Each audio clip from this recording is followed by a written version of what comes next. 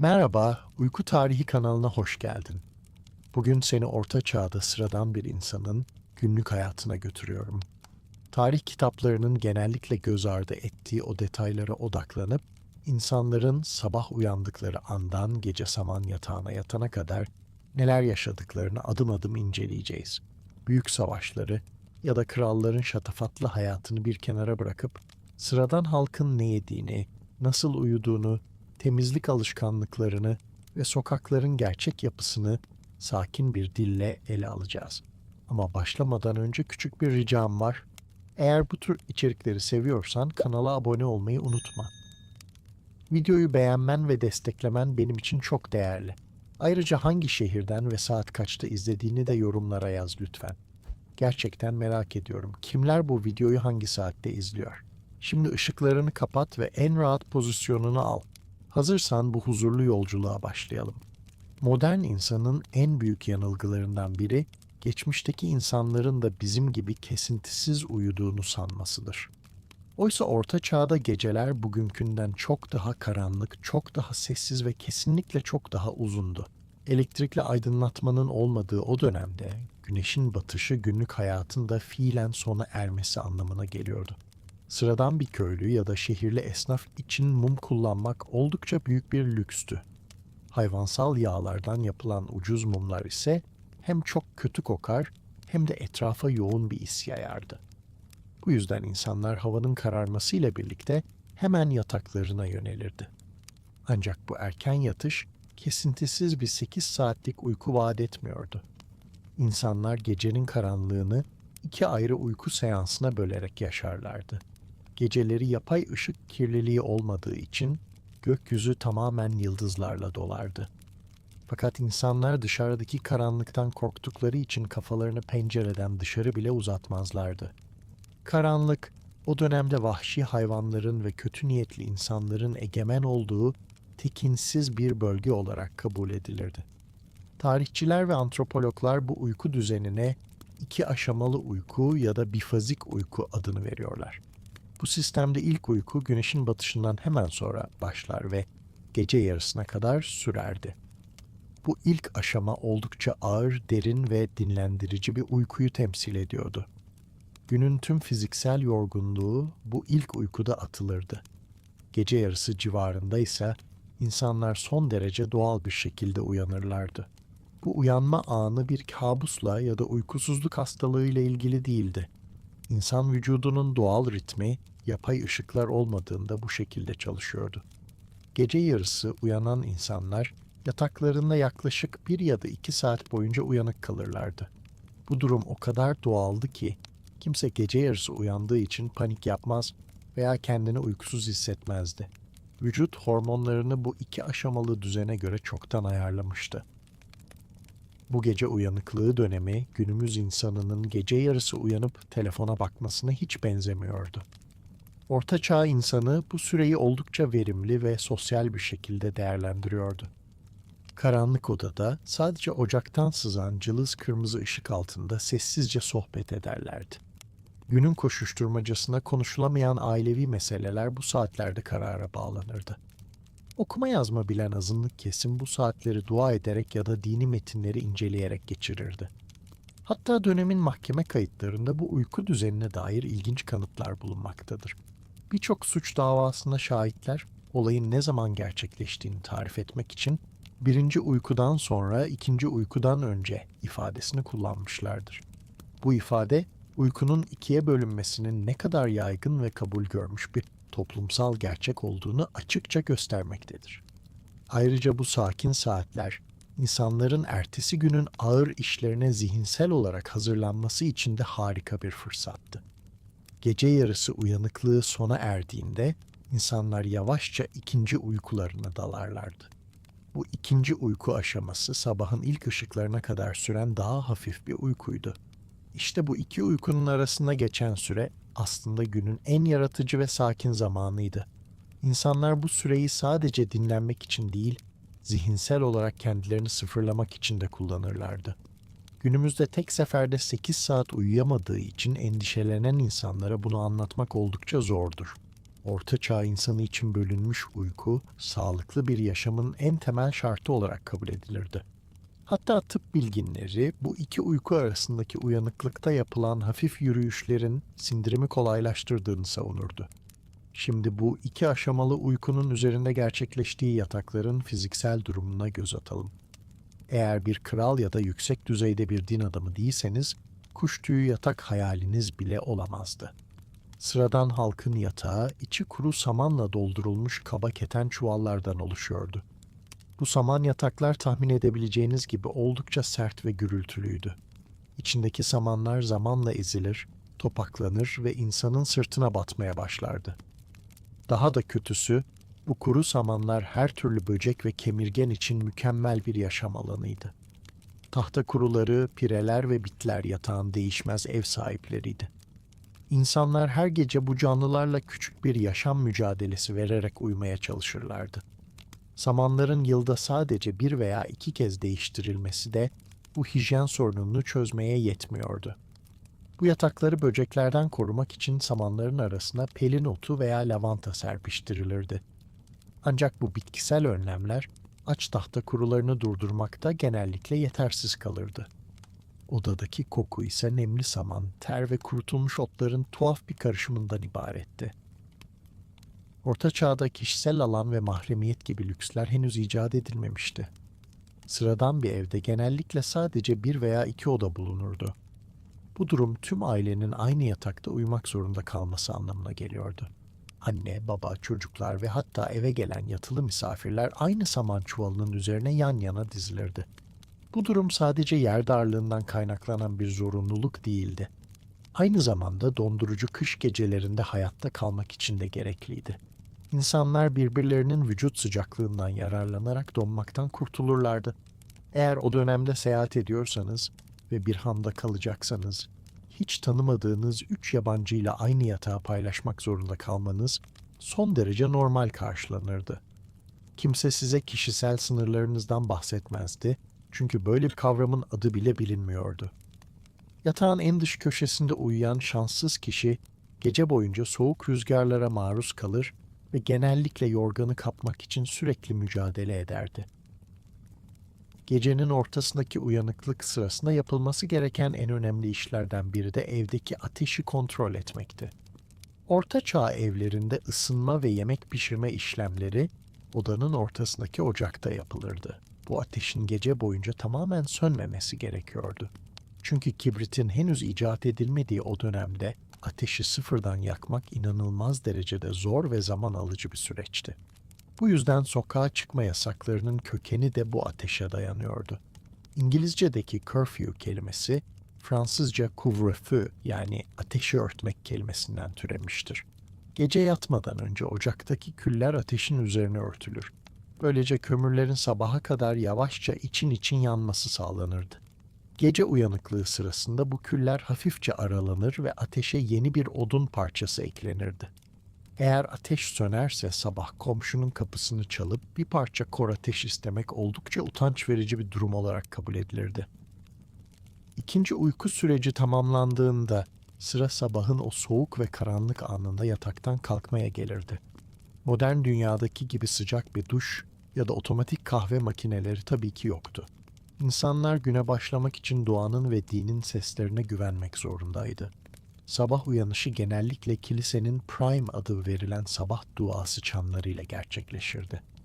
Çan sesini duyan köylüler saman yataklarından kalkıp buz gibi odaya ayak basarlardı. Kış gecelerinde odadaki su testesinin üzerindeki suyun donması son derece sıradan bir durumdu. Sabah donmamak için insanlar kıyafetlerini geceden yataklarının içine, yorganın altına alırlardı. Böylece vücut ısılarıyla ısınan kıyafetleri sabah giymek biraz daha katlanılabilir olurdu. Bu küçük hile, o dönemin soğuk kış günlerinde sıradan bir insanın hayatta kalma rehberinin en önemli maddelerinden biriydi. Sabah temizliği ise sadece yüzü soğuk suyla hafifçe ıslatmaktan ibaretti. Uyku, Orta Çağ insanı için sadece biyolojik bir ihtiyaç değildi. Onlar uykuyu, bu dünya ile öteki dünya arasında kurulan mistik bir köprü olarak görürlerdi. Rüyalar doğrudan tanrısal bir mesaj ya da geleceğe dair bir kehanet olarak kabul edilirdi. Rüyasında tarlasının yandığını gören bir köylü o gün işe gitmeyip kiliseye dua etmeye koşabilirdi. Uykudan önce yapılan uzun dualar sadece ruhu karanlıkta dolaşan kötü ruhlardan korumak için değil, aynı zamanda huzurlu rüyalar görmek içindi. Gece çöktüğünde dışarıdaki dünyanın tüm tehlikelerine karşı savunmasız kalan insan sığınacak en güvenli liman olarak kendi inancını ve saman yatağını görürdü. Şimdi biz de o derin, sessiz ve yapay ışıklardan uzak Orta Çağ gecesinin ilk uykusundan uyandık. Gece yarısının o dingin sessizliğinde biraz soluklanalım. Saman yatağın üzerinde geçen o bölünmüş uykudan sonra nihayet gün tamamen ağardı. Vücut ısısıyla hafifçe ısınmış kıyafetler giyildi ve sıra güne başlamak için gereken enerjiyi almaya geldi. Eğer sabahları sıcak bir filtre kahve, taze sıkılmış portakal suyu ve fırından yeni çıkmış çıtır çıtır kruvasanlar hayali kuruyorsanız, kesinlikle yanlış yüzyıldasınız demektir. Orta Çağ dünyasında sabah kahvaltısı, günümüzdeki gibi günün en önemli öğünü olarak kabul edilmezdi. Kilise sabahın erken saatlerinde yemek yemeyi genellikle oburluk günahıyla bağdaştırırdı. Bu yüzden soylular ve zengin tüccarlar iradelerini kanıtlamak adına sabahları yemek yememeyi tercih ederlerdi. Ancak gün boyunca tarlada ağır fiziksel güç harcayacak olan köylüler için durum farklıydı. Onların hayatta kalabilmek için sabahın erken saatlerinde midelerine birkaç kalori indirmeleri gerekiyordu. Yine de bu öğün büyük bir keyifle yapılan bir aile kahvaltısından ziyade sadece hayatta kalma motorunu çalıştırma işlemiydi. Masaya oturduğunuzda gözünüze çarpacak olan ilk şey taze sebze ve meyvelerin neredeyse tamamen yokluğudur.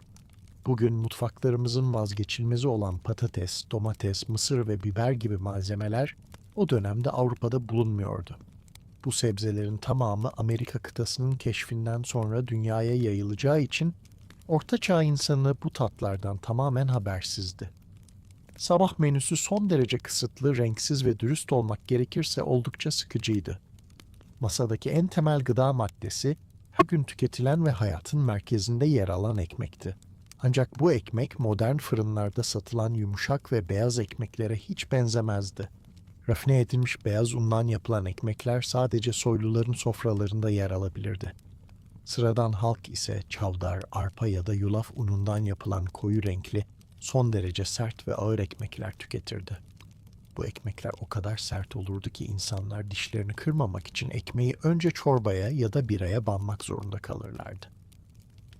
Ekmek yapımı o dönemde her gün tekrarlanan bir faaliyet değildi. Çünkü evlerde özel fırınlar bulunmazdı.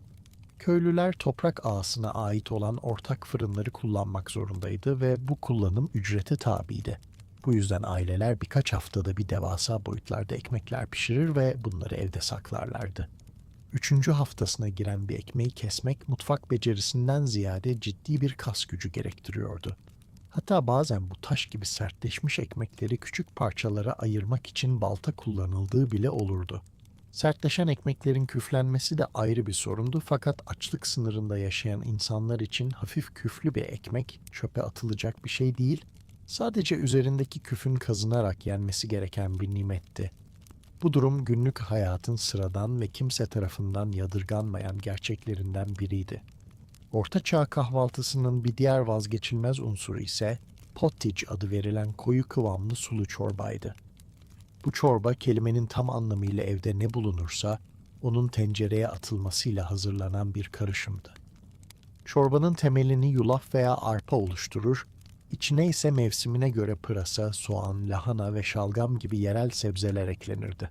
Et, sıradan halk için haftada bir kez bile görülmesi zor olan çok büyük bir lükstü. Bu yüzden çorba tamamen sebze ağırlıklı ve oldukça yağsız olurdu. Dönemin en ilginç mutfak alışkanlıklarından biri de hiç bitmeyen çorba geleneğiydi. Ocağın üzerinde asılı duran büyük bakır tencere neredeyse hiç boşaltılmaz ve temizlenmezdi. Her gün tencerede kalan çorbanın üzerine yeni malzemeler ve su eklenerek kaynatılmaya devam edilirdi. Bu durum sabah içtiğiniz çorbanın içindeki bazı malzemelerin aslında birkaç haftalık olabileceği anlamına geliyordu. Ancak sürekli kaynayan bu çorba, içindeki bakterilerin ölmesi sayesinde insanları zehirlemiyordu. Sofrada kullanılan kap kaçaklar da günümüzün estetik anlayışından oldukça uzaktı. Sıradan bir evde porselen veya seramik tabaklar bulunmazdı çünkü bu malzemeler çok pahalıydı. Bunun yerine ahşap oyma keseler ya da daha ilginç bir yöntem olan ekmek tabaklar kullanılırdı. Trencher adı verilen bu tabaklar bayat ve çok sert çavdar ekmeğinin kalın bir dilim halinde kesilmesiyle elde edilirdi. İnsanlar sulu yemeklerini ve çorbalarını doğrudan bu sert ekmek diliminin üzerine koyarak yerlerdi. Yemek süresince bu sert ekmek yemeğin tüm suyunu ve yağını içine çekerek yavaş yavaş yumuşardı. Yemeğin sonunda eğer hala açsanız kendi tabağınızı yiyebilirdiniz. Eğer çok aç değilseniz veya cömert bir gününüzdeyseniz bu yağlanmış lezzetli ekmek tabakları kapıdaki fakirlere ya da köpeklere verirdiniz. Bu durum bulaşık yıkama derdini tamamen ortadan kaldıran oldukça pratik ve verimli bir yöntemdi. Çavdar ekmeği tüketimi, Orta Çağ insanı için sadece zor bir çiğneme deneyimi değil, aynı zamanda hayati bir tehlike de demekti. Rutubetli ve yağışlı geçen mevsimlerde çavdar başaklarının üzerinde çavdar mahmuzu adı verilen bir mantar türü ürerdi. Bu zehirli mantarla karışık hasat edilen çavdarlar un haline getirilip ekmek yapıldığında ortaya toplu zehirlenmeler çıkardı. Tıp tarihçilerinin Aziz Antony ateşi adını verdiği bu hastalık, insanlarda şiddetli halüsinasyonlara, kasılmalara ve uzuvlarda kangrene yol açardı. Bir sabah uyanıp ekmeğini yiyen tüm bir köy halkı birkaç saat sonra ejderhalar gördüğünü iddia ederek sokaklarda çığlıklar atarak koşabilirdi. Dönemin kilisesi bu durumu genellikle şeytan çarpması olarak yorumlasa da asıl suçlu sadece nemli bir tarlada yetişen küçük bir mantardan ibaretti. Sabah yemeğinin yanında ne içildiğine bakacak olursak, durum modern bir insan için oldukça şaşırtıcıdır. Orta Çağ'da sabah kahvaltısında, öğle yemeğinde ve akşam yemeğinde sadece bira içilirdi. Bu durum insanların alkole olan aşırı düşkünlüğünden kaynaklanmıyordu. Şehirlerin ve köylerin yakınındaki su kaynakları kanalizasyon sistemi olmadığı için son derece kirliydi. Nehirlerden su içmek, kolera veya tifo gibi ölümcül hastalıklara doğrudan davetiye çıkarmak demekti. İnsanlar suyun hastalık yaydığını tecrübe ederek öğrenmişlerdi. Ama bunun nedenini henüz bilmiyorlardı. Bira yapımında ise su önce kaynatılıyor, ardından fermente ediliyordu. Bu işlem farkında olmadan suyu mikroplardan arındırıyor ve içilebilir hale getiriyordu. Bu yüzden sabah saat 6'da bira içmek o dönemde alkolizm değil, hayatta kalmak için yapılması gereken temel bir vatandaşlık göreviydi. Bu biraların alkol oranı bugünküler gibi yüksek değildi. Hafif bira denilen bu içecek çocuklara bile güvenle içirilirdi. Sofrada çatal kullanımı diye bir şey kesinlikle söz konusu değildi. Çatal o dönemde Avrupa'da şeytani bir alet olarak görülür ve kilise tarafından şiddetle reddedilirdi. Din adamları, Tanrı'nın insanlara yemek yemeleri için parmaklar verdiğini ve metal çatalların bu ilahi tasarıma bir hakaret olduğunu savunurdu. Bu yüzden herkes yemeğini kendi elleriyle, bir ahşap kaşıkla ya da belinde taşıdığı çok amaçlı bıçağı ile yerdi. Yemek sırasında parmakların ne kadar temiz olduğu ise tamamen kişinin kendi vicdanına kalmış bir durumdu. El yıkama alışkanlığı sadece çok kısıtlı bir suyla yapılan sembolik bir törenden ibaretti. Masada ortak bir kaseden yemek yenir, herkes kaşığını aynı çorbaya daldırırdı. Bu ortak yaşam tarzı, hastalıkların aile içinde ne kadar hızlı yayıldığını da açıkça açıklamaktadır. Tüm bu kısıtlı menüye rağmen insanlar mevsimlerin sunduğu küçük ödüllerle mutlu olmayı bilirlerdi. Bahar aylarında taze otların çıkmasıyla birlikte çorbaların tadı biraz olsun güzelleşirdi. Yazınsa doğadan toplanan yaban mersini veya böğürtlen gibi meyveler sofraya renk katardı. Ancak kış aylarında hayat tamamen kurutulmuş ve tuzlanmış gıdalara kalırdı. Tuz o dönemde yiyeceklerin bozulmasını önleyen tek koruyucu madde olduğu için altından daha değerliydi. Tuzlanmış balık ve etler aylarca saklandıktan sonra sofraya geldiğinde o kadar tuzlu olurdu ki insanı susuzluktan mahvederdi. Bu durumda sabah içilen o hafif biranın miktarını doğal olarak artırırdı. Günün bu ilk ve basit öğünü bittiğinde insanlar sofradan ne tam olarak doymuş ne de tamamen aç olarak kalkarlardı. Mideyi dolduran o ağır çavdar ekmeği ve sıcak çorba, tarlada ya da dükkanda çalışmak için gereken asgari enerjiyi sağlamıştı. Artık evden çıkma ve günlük hayatın asıl zorlu kısmı olan çalışma hayatına adım atma vakti gelmişti. Sıradan bir ortaçağ insanı için mutfak bir gurme deneyim alanı değil, sadece bir sonraki güne ulaşabilmek için yakıt alınan sessiz bir istasyondu. Şimdi biz de bu sade ve dumanlı mutfaktan çıkıp sabahın o serin havasında toprağa doğru yavaş adımlarla yürümeye başlayalım. Sabahın o serin ve puslu havasında köylüler evlerinden çıkıp doğrudan tarlalara doğru yürümeye başlarlardı. Ortaçağ toplumunun çok büyük bir kısmı toprağa bağlı olarak çalışan köylülerden, yani serflerden oluşuyordu. Serflik modern anlamda bir kölelik olmasa da özgürlükten oldukça uzak bir yaşam tarzıydı. Bu insanlar üzerinde doğdukları toprağı izinsiz terk edemezler ve başka bir iş yapamazlardı. Toprak kimin üzerine tescilliyse köylü de o toprakla birlikte devredilen bir demirbaş gibiydi. Tepedeki taş şatoda oturan senyör, yani toprak ağası, bu insanların hayatındaki en belirgin otorite figürüydü. Senyör köylülere haydutlardan ve diğer derebeylerinden koruma sözü verirdi.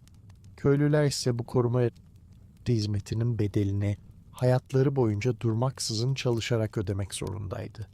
Bu her iki tarafında durumdan çok memnun olmadığı ama başka çaresinin de bulunmadığı ilginç bir anlaşmaydı. Köylülerin çalışma hayatı günümüzdeki gibi belirli mesai saatlerine veya hafta sonu tatillerine sahip değildi. Onların mesaisi güneşin doğuşuyla başlar ve batışıyla sona ererdi.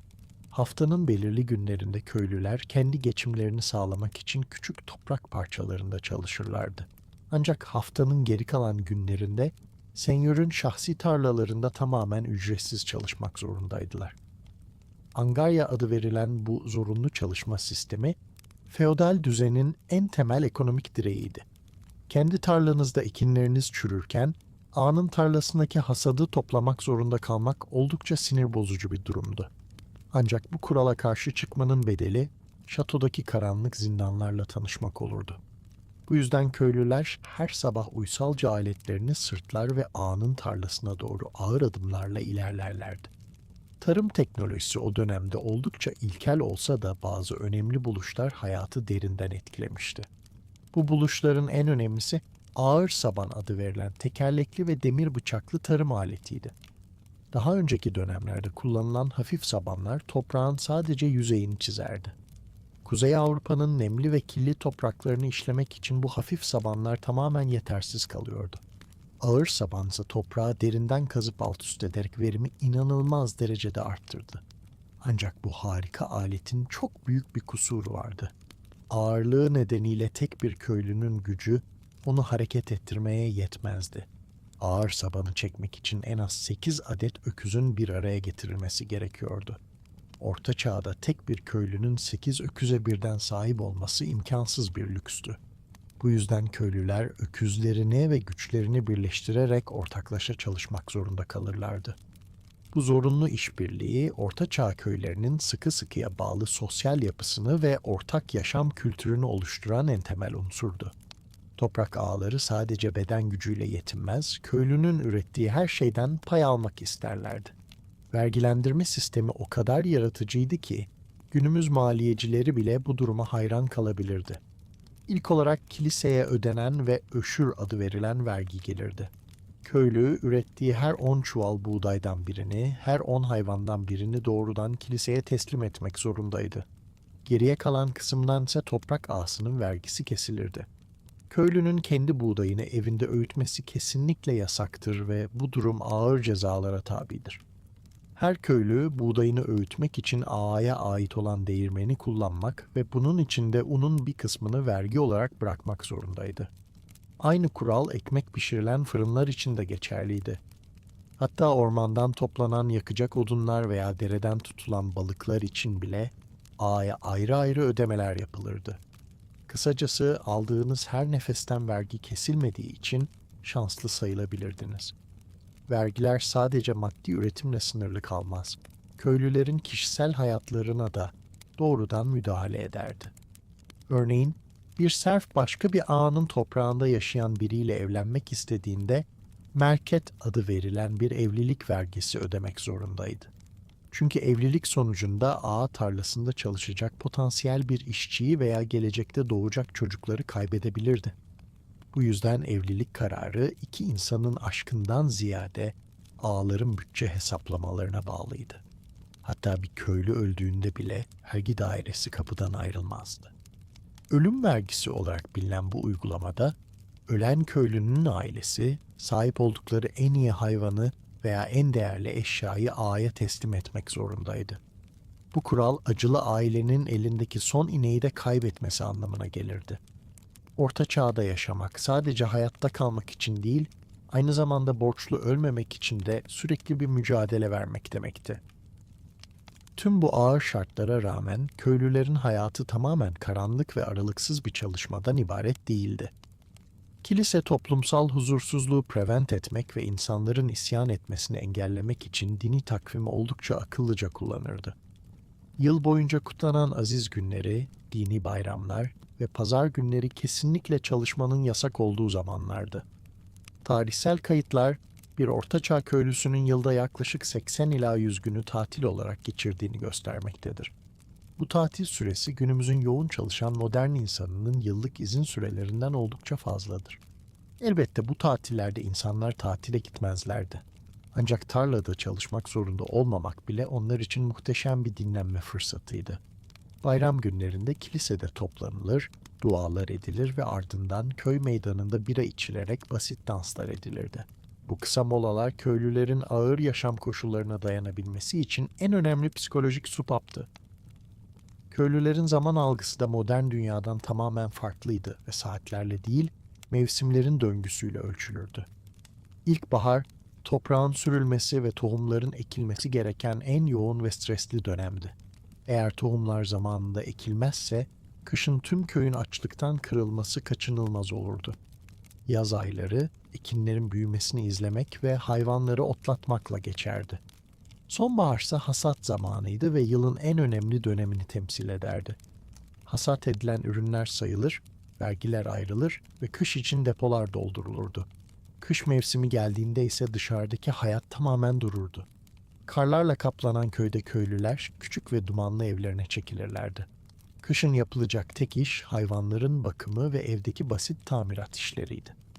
Bu dönem fiziksel olarak dinlenme zamanı olsa da kışlık erzakın yetip yetmeyeceği korkusuyla dolu, zihinsel olarak oldukça yıpratıcı bir süreçti. Tarladaki günlük işler sadece erkeklerin omuzlarında değildi.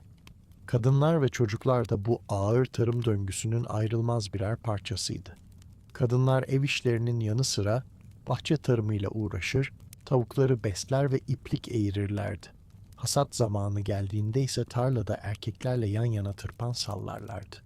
Çocuklarsa yürümeye başladıkları andan itibaren küçük görevler alırlardı. Kuşları ekinlerden uzak tutmak için tarlada beklemek veya küçükbaş hayvanları otlatmak çocukların ilk işleri arasındaydı. Orta çağda oyun oynamak sadece çok küçük yaşlarda izin verilen kısa bir lükstü.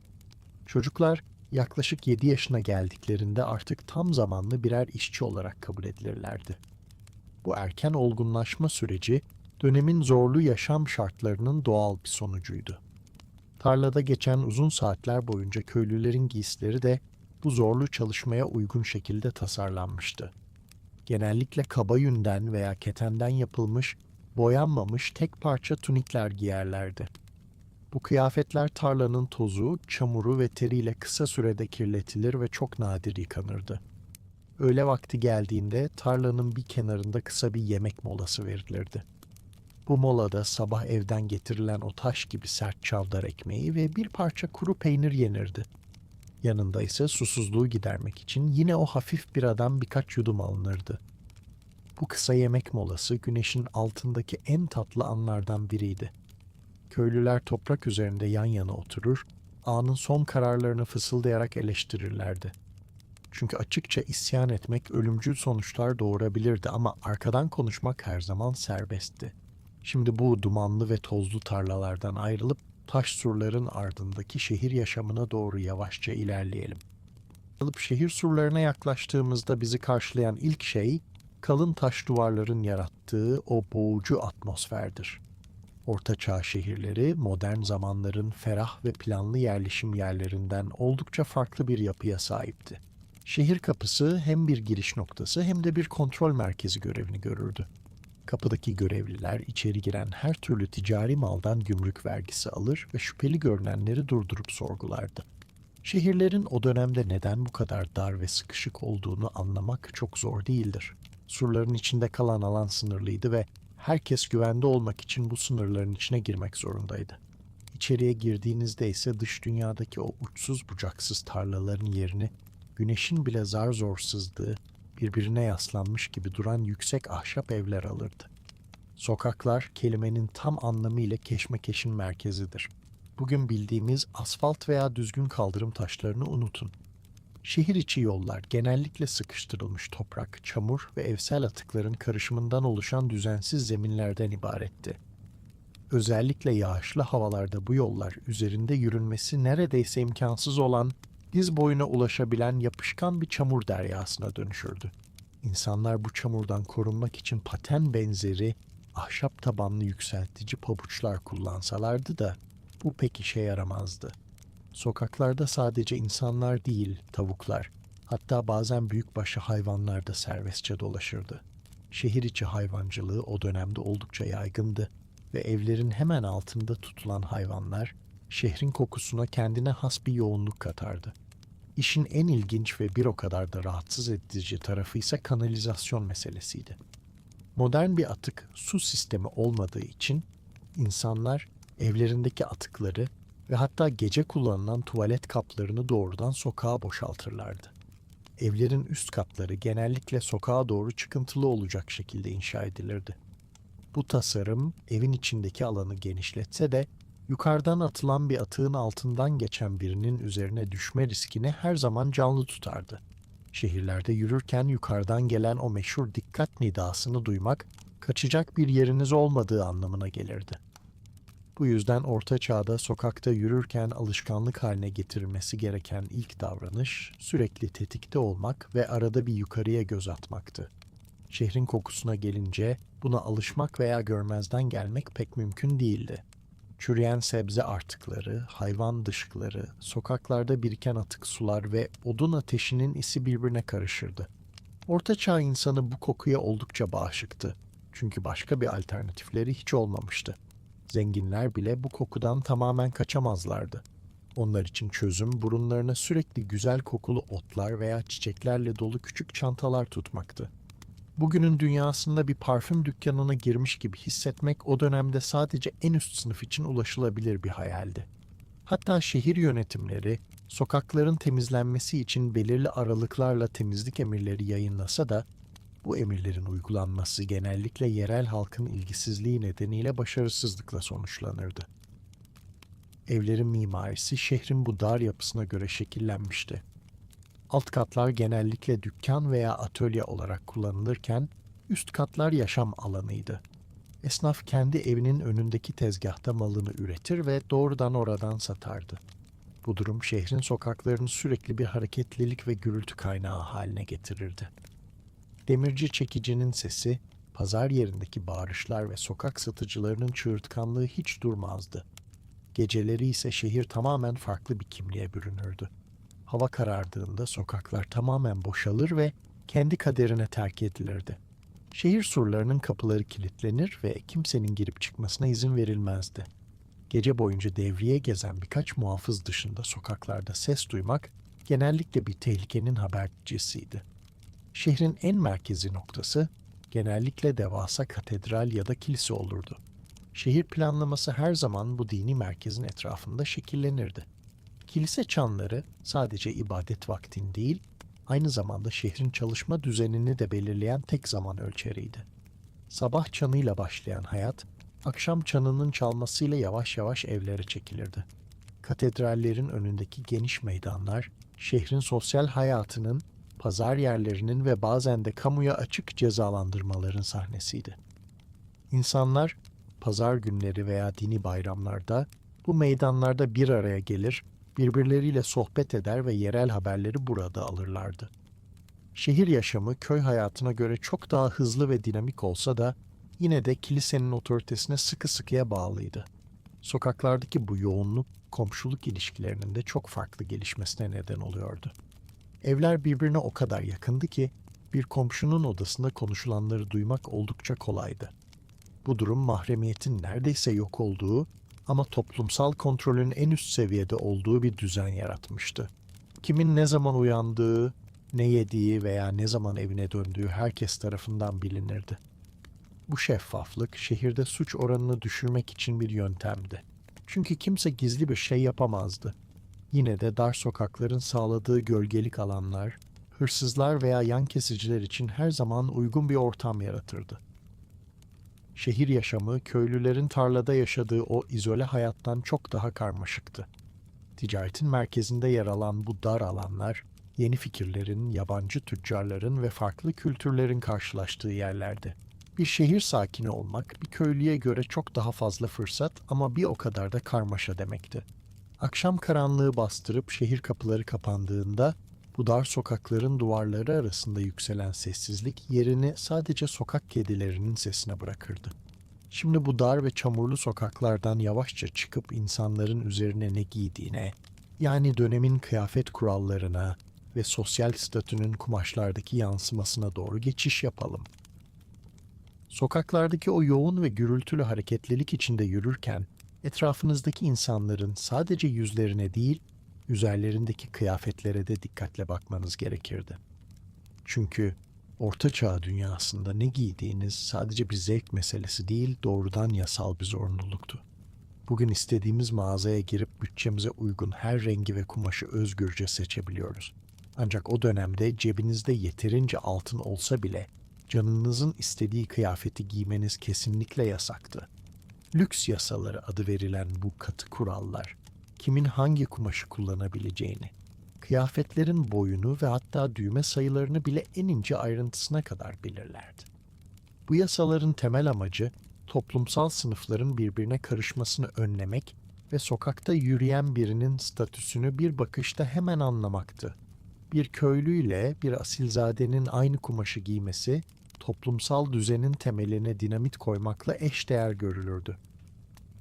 Sınıfsal ayrım kendini en belirgin şekilde kullanılan kumaşın türünde ve dokusunda gösterirdi. Sıradan halk kendi yetiştirdikleri koyunların yününden veya tarlalarda ürettikleri kaba ketenden yapılmış kıyafetler giyerdi. Bu kıyafetler oldukça sert, kaşındıran ve dürüst olmak gerekirse oldukça kötü kokan yapılardaydı.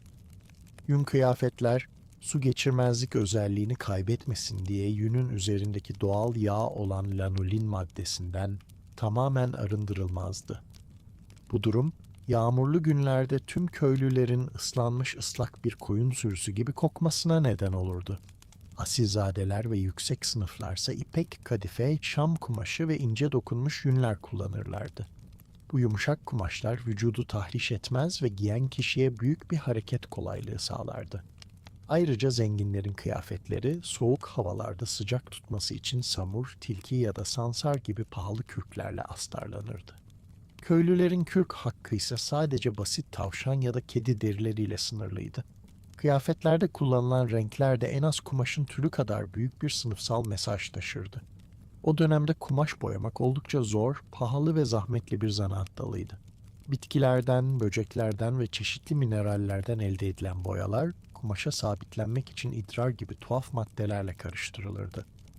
Doğal olarak en canlı ve kalıcı renkler, sadece en zenginlerin satın alabileceği kadar pahalıydı. Örneğin, kermes adı verilen küçük böceklerden elde edilen parlak kırmızı renk, sadece kralların ve yüksek düzey din adamlarının tek elindeydi. Çivit otundan elde edilen derin mavi tonları da asalet ve zenginlik göstergesi olarak kabul edilirdi. Sıradan halk ise boyanmamış, tamamen doğal gri, kahverengi ya da kirli sarı tonlarında kıyafetlerle yetinmek zorundaydı. Eğer sokakta çok renkli ve parlak giyinmiş birini görürseniz, onun ya çok zengin bir asilzade ya da yasaları çiğneyen cesur bir suçlu olduğunu hemen anlardınız. Dönemin modasındaki en tuhaf ve eğlenceli unsurlardan biri de şüphesiz ayakkabı tasarımlarıydı. Pulen ya da Krakow adı verilen bu ayakkabıların en belirgin özelliği, uçlarının inanılmaz derecede uzun ve sivri olmasıydı. Bu sivri uçların uzunluğu da yine lüks yasalarıyla sıkı bir şekilde kontrol edilirdi. Bir asilzadenin ayakkabı ucu kendi ayak boyunun 2 katına kadar uzayabilirdi. Sıradan bir esnafın ise sadece birkaç santimetrelik küçük bir çıkıntıya izni vardı. Bu uzun burunlu ayakkabılarla yürümek tam bir denge sanatı gerektiriyordu. İnsanlar yürürken kendi ayakkabılarına takılıp düşmemek için bu sivri uçları gümüş zincirlerle dizlerine bağlarlardı. Şehrin o çamurlu ve atık dolu sokaklarında 30 santimetrelik sivri burunlu ayakkabılarla estetik bir şekilde yürümeye çalışan bir asilzadenin görüntüsü, bugünün insanı için oldukça komik bir manzara oluştururdu. Kıyafetlerin altında yer alan iç çamaşırı dünyası ise günümüz standartlarından oldukça uzaktı. Hem erkekler hem de kadınlar kemis adı verilen kaba ketenden yapılmış gevşek ve uzun gecelik benzeri iç tünikler giyerlerdi. Bu iç çamaşırları üstteki pahalı kıyafetlerin vücut teriyle kirlenmesini önlemek amacıyla kullanılırdı. Erkekler ayrıca braze adı verilen beli iplerle büzülen bol şalvarımsı iç çamaşırları tercih ederlerdi. Bu iç çamaşırları çok sık yıkanmazdı çünkü suyla temizlik yapmak o dönemde oldukça zahmetli bir süreçti. İnsanlar genellikle aynı iç çamaşırını günlerce hatta haftalarca üzerlerinden çıkarmazlardı. Bu durum dönemin neden yoğun bir vücut kokusu ve parazit salgını ile mücadele ettiğini de çok net bir şekilde açıklamaktadır. Kadınların ve erkeklerin başlarını örtme biçimleri de yine toplumsal statünün ve ahlak anlayışının bir parçasıydı. Orta Çağ'da evli bir kadının saçlarını herkesin içinde açıkça sergilemesi büyük bir ayıp ve hafiflik olarak kabul edilirdi. Bu yüzden evli kadınlar başlarını ve boyunlarını tamamen kapatan wimple adı verilen beyaz keten örtüler kullanırlardı. Saçlar sadece eşlerin görebileceği mahrem bir unsur olarak kabul edilirdi. Erkeklerse rütbelerine ve mesleklerine göre farklı şapkalar takarlardı. Basit bir köylü başını güneşten korumak için samandan yapılmış geniş kenarlı bir şapka takarken, bir zanaatkar kendi loncasının renklerini taşıyan yün bir kukleta kullanırdı. Başlıklar insanların sosyal kimlik kartı gibiydi ve kiminle konuştuğunuzu anlamak için sadece kafasına bakmanız yeterli olurdu. Bu katı kıyafet yasalarını çiğnemenin cezaları ise oldukça ciddiyetti. Şehir meydanlarında kurulan mahkemelerde rütbesine uygun olmayan lüks kumaşlar giydiği tespit edilen kişiler ağır para cezalarına çarptırılırdı. Hatta bazen bu uygunsuz kıyafetler halkın gözü önünde zorla yırtılarak parça parça edilirdi. Ancak tüm bu cezalara rağmen zenginleşen tüccar sınıfı her fırsatta asilzadeler gibi giyinmeye çalışarak bu kuralları delmenin yollarını arardı. Bu durum insanlık tarihinin değişmez bir gerçeği olan kıyafetle statü gösterme arzusunun o dönemde de ne kadar güçlü olduğunu kanıtlamaktadır.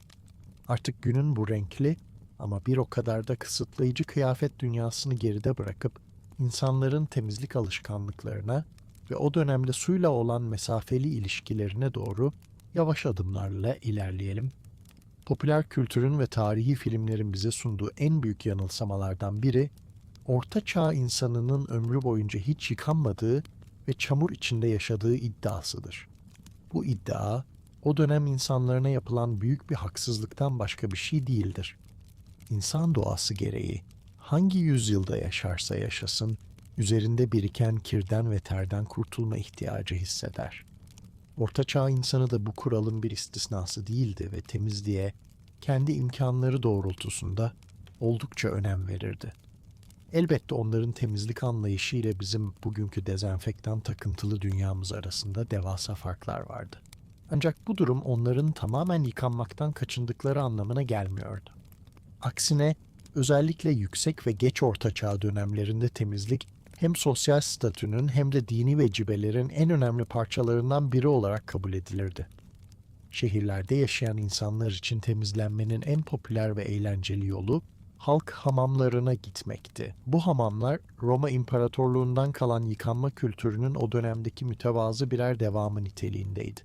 Özellikle büyük ticaret şehirlerinde onlarca halk hamamı bulunurdu ve buralar sadece yıkanma yerleri değil, aynı zamanda şehrin en hareketli sosyalleşme alanlarıydı. Bu mekanlar, bugünün spa merkezleri ile yerel kahvehanelerinin tuhaf bir karışımı gibi hizmet verirdi. Hamamlara giden insanlar sıcak su dolu büyük ahşap havuzlarda saatlerce oturur, dedikodu yapar, iş anlaşmaları imzalar ve hatta satranç oynarlardı. Birçok şehirdeki halk hamamında müşterilere banyo küvetlerinin içinde yıkanırken sıcak yemek ve şarap servisi yapılırdı. Sıcak suyun içinde otururken bir yandan kızarmış tavuk yemek ve bira içmek, o dönemin şehirli esnafı için en büyük hafta sonu keyiflerinden biriydi. Ancak hamamların bu aşırı popülerliği ve yarattığı rahat ortam, dönemin kilisesinin hiç hoşuna gitmiyordu. Kilise yetkilileri, kadın ve erkeklerin aynı hamamlarda, hatta bazen aynı havuzlarda bir arada bulunmasını ahlaki açıdan son derece sakıncalı buluyordu. Din adamlarına göre bu mekanlar temizlikten ziyade günaha davetiye çıkaran ve toplumsal ahlakı bozan yerler haline gelmişti. Gerçekten de bazı halk hamamları zamanla yasa dışı işlerin döndüğü ve oyun oynanan tekinsiz mekanlara dönüşmüştü. Bu durum kilisenin hamamlara karşı büyük bir kampanya başlatmasına neden oldu. Kilise insanları fiziksel temizlik yerine ruhsal temizliğe odaklanmaya çağırıyor ve bedeni çok fazla şımartmanın ruhu kirleteceğini savunuyordu. Bu baskılar sonucunda birçok şehirdeki hamamların çalışma saatleri kısıtlandı veya bu mekanlar tamamen kapatıldı. Evde yıkanmaksa halk hamamına gitmek kadar kolay ve keyifli bir süreç değildi. Sıradan bir köylü evinde özel bir banyo odası veya akarsu sistemi bulunmadığı için yıkanmak ciddi bir fiziksel hazırlık gerektiriyordu. İlk olarak en yakındaki kuyudan veya dereden düzinelerce kova su taşınması gerekirdi. Bu sular evin ortasındaki ocakta büyük bakır kazanlarda yavaş yavaş ısıtılırdı. Isınan su odanın ortasına getirilen devasa bir ahşap fıçının içine boşaltılırdı. Bu hazırlık süreci o kadar zahmetliydi ki ev halkı her gün yıkanmak yerine bu işlemi genellikle haftada veya ayda bir kez gerçekleştirmeyi tercih ederdi. Ahşap fıçı hazır olduğunda ise aile içinde katı bir yıkanma hiyerarşisi uygulanırdı. Bu hiyerarşinin en tepesinde evin geçimini sağlayan ve en çok yorulan kişi olarak evin reisi yani baba yer alırdı. Baba fıçıya giren ilk kişi olur ve temiz, sıcak suyun tadını çıkarırdı. O çıktıktan sonra sırasıyla yetişkin erkek çocuklar, evin annesi, kız çocuklar ve en son olarak da bebekler aynı suyun içine girerdi. Tahmin edebileceğiniz gibi sıra en son üyeye geldiğinde fıçının içindeki su artık temizlik sağlamaktan çok uzak, koyu gri renkli ve soğumuş bir çamur deryasına dönüşmüş olurdu. İngilizce'deki bebeği banyo suyuyla birlikte dışarı atmayın deyiminin kökeni de doğrudan bu ev içi yıkanma pratiğine dayanmaktadır. Su o kadar kirli ve bulanık olurdu ki içindeki bebeği fark etmeden suyu sokağa dökmek gerçekten de mümkündü. Zamanla özellikle 14. yüzyıldaki büyük veba salgınlarından sonra tıp dünyasının suya olan bakışı tamamen değişti ve Avrupa'da tuhaf bir su korkusu dönemi başladı. Dönemin tıp bilginleri sıcak suyun insan derisindeki gözenekleri açtığına inanmaya başladılar. Onların teorisine göre açılan bu gözenekler havada dolaşan ve hastalıklara neden olan kötü kokulu gazların yani miyasma adı verilen zehirli havanın vücuda doğrudan girmesine yol açıyordu. Bu hatalı tıbbi inanış nedeniyle insanlar yıkanmanın kendilerini temizlemek yerine doğrudan öldüreceğini düşünmeye başladılar. Banyo yapmaktan kaçınmak, hastalıklardan korunmanın en güvenli yolu olarak kabul edilmeye başlandı. İnsanlar ıslak temizlik yerine kuru bezlerle vücutlarını silerek temizlenmeye çalıştıkları kuru temizleme yöntemine geçiş yaptılar. Bu su korkusu döneminde temizlik anlayışı suyla yıkanmaktan ziyade temiz ve beyaz iç çamaşırları giymeye kaydı. İnsanlar vücuttaki teri ve kiri emmesi için keten iç çamaşırları kullanırlardı. Eğer zengin biriyseniz her gün beyaz keten gömleğinizi değiştirerek temiz olduğunuzu topluma kanıtlardınız. Keten gömleğin vücuttaki tüm pisliği dışarıya çektiğine inanılırdı. Bu yüzden banyo yapmayan bir asilzade, her gün temizlediği beyaz yakası ve manşetleriyle son derece hijyenik biri olduğunu iddia edebilirdi. Bu durum kokuyu engellemek için parfümlerin ve pudraların kullanımını da inanılmaz derecede arttırdı. Kötü kokuları daha güçlü kokularla bastırmak o dönemin en popüler kişisel bakım yöntemi haline geldi. Diş temizliği de bu hijyen alışkanlıklarının önemli bir parçasıydı. Ortaçağ insanlarının dişlerinin tamamen çürük ve siyah olduğu düşüncesi de büyük oranda bir abartıdır. Aslında o dönemde şeker henüz Avrupa'da yaygın olarak bulunmadığı için diş çürükleri bugünkü kadar büyük bir sorun değildi. İnsanlar dişlerini temizlemek için fındık veya söğüt dallarının uçlarını çiğneyerek fırça haline getirirlerdi. Bu doğal fırçalarla dişlerini ovarlar ve ardından ağızlarını temiz suyla çalkalarlardı. Diş macunu yerine ise ezilmiş adaçayı, tuz veya kömür tozu gibi malzemeler kullanılırdı. Bu malzemeler dişleri parlatır ve ağız kokusunu önlemeye yardımcı olurdu. Diş ağrısı çektiğinizde ise gidebileceğiniz tek kişi diş hekimi değil, sokaktaki berber cerrahlardı. Onların bu soruna bulduğu tek çözümse dişi uyuşturmadan penseyle çekip almaktı. Saç temizliği ve saçtaki parazitlerle mücadele etmek de günlük hayatın zorlu uğraşlarından biriydi. Bitler ve pireler sınıfsal ayrım gözetmeksizin herkesin saçında ve kıyafetinde yaşardı. İnsanlar saçlarını bitlerden temizlemek için kemikten veya sert ahşaptan yapılmış, dişleri birbirine çok yakın olan özel bit tarakları kullanırlardı. Kadınlar saçlarını korumak için gün boyunca örtüler takarken, erkekler de saçlarını kısa kesmeyi veya tamamen kazıtıp peruk kullanmayı tercih edebilirdi. Tüm bu zorluklara rağmen Orta Çağ insanı kendi dünyasında temiz kalabilmek için elinden gelen her şeyi yapardı. Şimdi bu buharlı hamamlardan ve su korkusuyla dolu sokaklardan ayrılıp, o dönemde hastalanan insanların kapısını çaldığı tıp dünyasına ve şifacıların ilginç tedavi yöntemlerine doğru yavaşça ilerleyelim. Orta Çağ'da hastalanmak, modern dünyadaki gibi bir eczaneye gidip ilaç almakla çözülen basit bir durum değildi. Tıp bilimi o dönemde tamamen antik Yunan ve Roma hekimlerinin teorilerine dayanıyordu. İnsanlar hastalıkların nedenini gözle görülmeyen mikroplarla ya da virüslerle açıklamazlardı. Onlara göre her hastalığın arkasında vücut sıvılarındaki bir dengesizlik yatıyordu. Hipokrat ve Galen gibi antik çağ hekimlerinin ortaya koyduğu 4 sıvı teorisi, dönemin tıp dünyasının sarsılmaz anayasası gibiydi. Bu teoriye göre insan vücudunda 4 temel sıvı bulunuyordu. Bu sıvılar kan, balgam, sarı safra ve kara safradan ibaretti. Sağlıklı bir insan bu 4 sıvının vücudunda tam bir uyum ve denge içinde olduğu kişiydi. Sıvılardan birinin miktarının artması ya da azalması ise doğrudan hastalığa davetiye çıkarırdı. Bu 4 sıvı sadece fiziksel sağlığı değil, aynı zamanda insanın karakterini ve mizacını da belirlerdi. Örneğin vücudunda kan miktarı fazla olan insanlar neşeli, aktif ve sosyal karakterler olarak tanımlanırdı. Balgamı fazla olanlar ise uyuşuk, sakin ve soğukkanlı olurlardı. Sarı safrası fazla olanlar çabuk sinirlenen, hırslı tiplerdi. Kara safrası fazla olanlar ise sürekli hüzünlü, depresif ve melankolik bir yaşam sürerlerdi. Bir hekimin asıl görevi, hastanın hangi sıvısının dengeden çıktığını bulmak ve onu tekrar eski haline getirmekti. Bu teşhis süreci günümüzün modern laboratuvar testlerinden oldukça uzaktı. Hekimler, hastanın yüz rengine bakar, nabzını ölçer ve onun hangi burç altında doğduğunu incelerlerdi. Çünkü astroloji ve tıp o dönemde birbirinden ayrılmaz iki kardeş gibi hareket ederdi. Teşhis yöntemlerinin en ilginç ve dürüst olmak gerekirse en sabır gerektiren kısmı ise idrar çarkı adı verilen araçtı. Hekimler, hastanın idrarını dairesel bir şema üzerinde yer alan 20 farklı renkle karşılaştırırlardı. Bu şemada idrarın rengi, kokusu ve hatta tadı incelenirdi.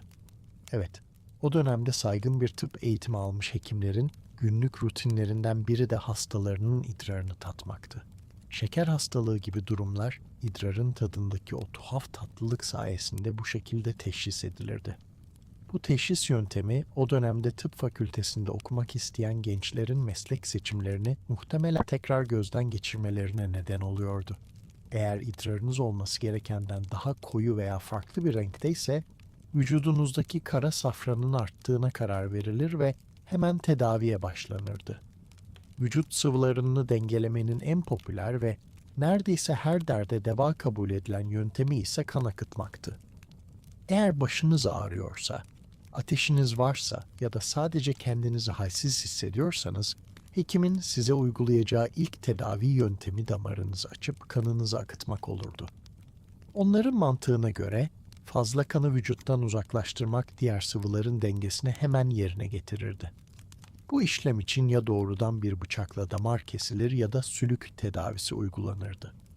Şifacılar özel kavanozlarda sakladıkları aç sülükleri hastanın vücuduna yerleştirirlerdi. Bu küçük canlılar hastanın kirli olduğunu düşündükleri kanını emerek şişene kadar vücutta kalırlardı. Bazen bu kan akıtma işlemi o kadar aşırıya kaçardı ki hastalar hastalıktan değil, aşırı kan kaybından dolayı hayatlarını kaybederlerdi. Ancak bu durum bile teorinin yanlış olduğunu kanıtlamaz, sadece hastanın çok geç kaldığı şeklinde yorumlanırdı. Kan akıtma ve diğer cerrahi işlemler her zaman eğitimli hekimler tarafından yapılmazdı. Aslında eğitimli hekimler kendilerini yüksek bir sınıfta görür ve cerrahi aletlerle ellerini kirletmek istemezlerdi. Onlar sadece teorik bilgi verir ve reçete yazarlardı. Fiziksel müdahaleleri ise sokaktaki berber cerrahlar gerçekleştirirdi. Bu insanlar sabahları müşterilerinin saçını ve sakalını keser, öğleden sonra ise aynı koltukta diş çeker, kırık kemikleri sarar ve kan akıtma işlemi yaparlardı. Berber dükkanlarının önünde asılı duran kırmızı ve beyaz çizgili direkler de bu mesleğin bir mirasıdır. Kırmızı çizgi kanı, beyaz çizgi ise ameliyat sonrası kullanılan bandajları temsil ederdi. Bir berberin kapısından içeri girdiğinizde saç tıraşı olmakla sol kolunuzdan yarım litre kan akıtmak arasında çok kısa bir mesafe bulunuyordu. Sokaklardaki bu berberlerin yanı sıra tıp dünyasının gizli kahramanları şüphesiz yerel şifacı kadınlardı. Bu kadınlar nesiller boyu aktarılan bitkisel bilgileri kullanarak insanları tedavi etmeye çalışırlardı. Ormanlardan topladıkları papatya, söğüt kabuğu, nane ve kekik gibi bitkilerden çaylar, merhemler hazırlar ve bunları hastalarına sunarlardı. Aslında bu bitkisel tedaviler berberlerin o vahşi kan akıtma yöntemlerinden çok daha başarılı sonuçlar verirdi. Örneğin söğüt ağacının kabuğunda bulunan bir madde bugün kullandığımız aspirinin temel ham maddesidir. Şifacı kadınlar bu kabuğu kaynatarak hastaların ağrılarını ve ateşini dindirmeyi başarırlardı. Ancak bu kadınların başarısı kilisenin ve eğitimli erkek hekimlerin dikkatini çektiğinde durum tehlikeli bir hal alabilirdi. Bitkilerle çok fazla içli dışlı olmak bazen büyücülük veya cadılık suçlamalarına yol açabilirdi. Dönemin eczacılık dünyası da oldukça mistik ve karmaşık bir yapıya sahipti. Apothecary adı verilen eczacılar, dükkanlarında kurutulmuş kertenkele kurbağalarından ezilmiş deniz kabuklarına kadar binbir çeşit ilginç malzeme saklarlardı. Hazırlanan ilaçların içine bazen altın tozu, ezilmiş inciler veya nadir bulunan egzotik baharatlar eklenirdi. Bu pahalı malzemelerin ilacın iyileştirme gücünü arttırdığına inanılırdı. Tabii ki bu lüks ilaçları sadece soylular satın alabilirdi. Fakir halk ise kendi bahçesindeki otlarla ya da kilisenin sunduğu kutsal sularla yetinmek zorundaydı. Din tıp dünyasının her hücresine sızmıştı. İlaç içilirken aynı zamanda belirli duaların okunması, ilacın etkisini göstermesi için zorunlu bir kural olarak kabul edilirdi. Hastalıkların tedavisinde hijyene dikkat edilmemesi, enfeksiyon riskini inanılmaz derecede arttırırdı. Ameliyat aletleri her hastadan sonra yıkanmaz, sadece kirli bir bezle silinerek bir sonraki hastaya geçilirdi. İltihaplanma, yaranın iyileşme sürecinin doğal bir parçası olarak görülür ve hatta sağlıklı iltihap olarak adlandırılırdı. Bu koşullar altında küçük bir kesik yüzünden enfeksiyon kapıp ölmek sıradan bir durumdu. İnsanlar bu acı gerçekle yaşamaya o kadar alışmışlardı ki her sabah sağlıklı uyanabilmeyi büyük bir lütuf olarak görürlerdi. Tüm bu ilkel yöntemlere rağmen Orta Çağ tıp dünyası kendi içinde tutarlı bir mantığa sahipti. Onlar doğanın dengesine inanıyorlardı ve insanı evrenin küçük bir kopyası olarak görüyorlardı. Vücuttaki her sıvının doğadaki bir elementle eşleşmesi de bu bütüncül bakış açısının bir parçasıydı. Şimdi bu dumanlı eczacı dükkanlarından ve berber koltuklarından yavaşça uzaklaşalım. Sokaktaki insanları izlemeye devam ederken, hayatın bir diğer önemli aşaması olan aile kurma süreçlerine, yani o meşhur hafta içi düğünlerine doğru sessiz adımlarla ilerleyelim. Vücut sıvılarının dengesini bulmaya çalışan ve her an bir enfeksiyon kapma korkusu yaşayan Orta Çağ insanı için hayat yine de akıp gidiyordu. Bu akışın en önemli dönüm noktalarından biri şüphesiz evlilik ve aile kurma süreciydi. Modern dünyada evlilik kararı genellikle romantik duygulara, ortak zevklere ve iki insanın birbirine olan sevgisine dayanır. Ancak Orta Çağ'da aşk, evlilik için hem gereksiz hem de oldukça tehlikeli bir duygu olarak kabul edilirdi. Dönemin insanları için evlilik, iki insanın hayatını birleştirmesinden ziyade tamamen ekonomik ve sosyal bir ortaklık anlaşmasıydı. Köylüler için evlilik demek, tarlada çalışacak yeni bir iş gücü ve aile mülklerinin birleşmesi anlamına geliyordu. Soylular içinse bu durum, yeni topraklar kazanmak ve siyasi ittifaklar kurmak için yapılan diplomatik bir hamleydi. Dolayısıyla bir gence eş seçerken onun kalbinin ne hissettiğiyle kimse ilgilenmezdi. Kararları tamamen aile büyükleri ve köyün ya da şatonun ileri gelenleri verirdi. Evlilik yaşı günümüz standartlarına göre oldukça düşüktü. Kilise kanunlarına göre kızlar 12, erkeklerse 14 yaşından itibaren yasal olarak evlenebilirdi. Ancak bu yasal yaş sınırları genellikle soylu ailelerin siyasi evliliklerinde acele etmek istemelerinden dolayı bu kadar düşüktü. Sıradan halk arasında evlilik yaşı genellikle 20'li yaşların başına kadar uzanırdı. Çünkü genç bir erkeğin evlenebilmesi için önce kendi evini geçindirebilecek bir ekonomik güce ulaşması gerekirdi. Evlilik sürecinin en önemli aşamalarından biri evlilik ilanı adı verilen uygulamaydı. Kilise akraba evliliklerini kesinlikle yasaklamıştı ve bu kurallar oldukça sıkıydı. İki kişinin evlenebilmesi için aralarında hiçbir kan bağı olmaması gerekiyordu. Bu durumu kontrol etmek amacıyla evlenecek çiftin isimleri üst üste 3 pazar günü kilisede cemaate yüksek sesle okunurdu. Eğer bu süreçte çiftin akraba olduğunu iddia eden veya gizli bir evlilik yaptığını bilen biri çıkmazsa, düğün onaylanırdı. Bu ilanlar, küçük köy topluluklarında tüm dedikoduların kaynağı haline gelirdi. Orta Çağ'ın erken dönemlerinde evlenmek aslında şaşılacak derecede kolay ve resmiyetsiz bir süreçti. Kilisenin evlilik üzerindeki tam kontrolünü kurmasından önce, iki insanın sadece şahitler önünde el ele tutuşup birbirine söz vermesi evlilik için yeterli kabul edilirdi. Handfasting olarak bilinen bu gelenekte, çiftler birbirlerine sadakat yemini ederlerdi. Bu basit tören için bir rahibe ya da kilise binasına ihtiyaç duyulmazdı. Sokak ortasında, bir ağacın altında veya bir meyhanede yapılan bu sözleşmeler yasal olarak tamamen bağlayıcıydı. Ancak bu kolaylık zamanla büyük hukuki karmaşalara yol açmaya başladı. Bir erkek bir kadına söz verdikten sonra kolayca başka bir şehre gidip orada da başkasıyla evlenebiliyordu. Bu durumun yarattığı kaos üzerine kilise, evliliklerin mutlaka bir rahip huzurunda ve kilise kapısında yapılması zorunluluğunu getirdi. Böylece evlilik sadece sosyal bir anlaşma olmaktan çıkıp kutsal bir törene dönüştü. Düğün gününün seçimi de modern alışkanlıklarımızdan oldukça farklı bir mantığa sahipti. Bugün düğünler genellikle cuma veya cumartesi günleri, yani hafta sonları yapılır. Ancak Orta Çağ'da düğünler genellikle hafta içi günlerinde, özellikle de perşembe günleri gerçekleştirilirdi. Pazar günü tamamen ibadete ayrıldığı için o gün düğün yapmak ve eğlenmek günah kabul edilirdi. Cumartesi günleri sırası pazar günkü kutsal ibadete hazırlık günüydü ve düğün telaşıyla kirletilmemesi gerekirdi. Cuma günü İsa peygamberin çarmıha gerildiği gün olduğu için uğursuz sayılır ve o gün asla neşeli bir tören yapılmazdı. Geriye kalan hafta içi günleri arasında perşembe bereket ve şans getirdiğine inanıldığı için en popüler düğün günüydü. Bir köylü düğünü için hafta içi işi gücü bırakıp törene katılmak, sıradan bir günün monotonluğundan kaçmak için harika bir bahaneydi. Düğün gününde gelinin giydiği kıyafet de bugünkü gibi beyaz bir elbise değildi. Beyaz gelinlik geleneği, kraliçelerin çok daha sonraki yüzyıllarda başlattığı bir modadır. Orta Çağ'da gelinler gardıroplarındaki en güzel ve en temiz elbiseyi giyerlerdi. Bu elbise genellikle mavi tonlarında olurdu çünkü mavi renk o dönemde Meryem Ana'nın saflığını ve sadakatini temsil ederdi.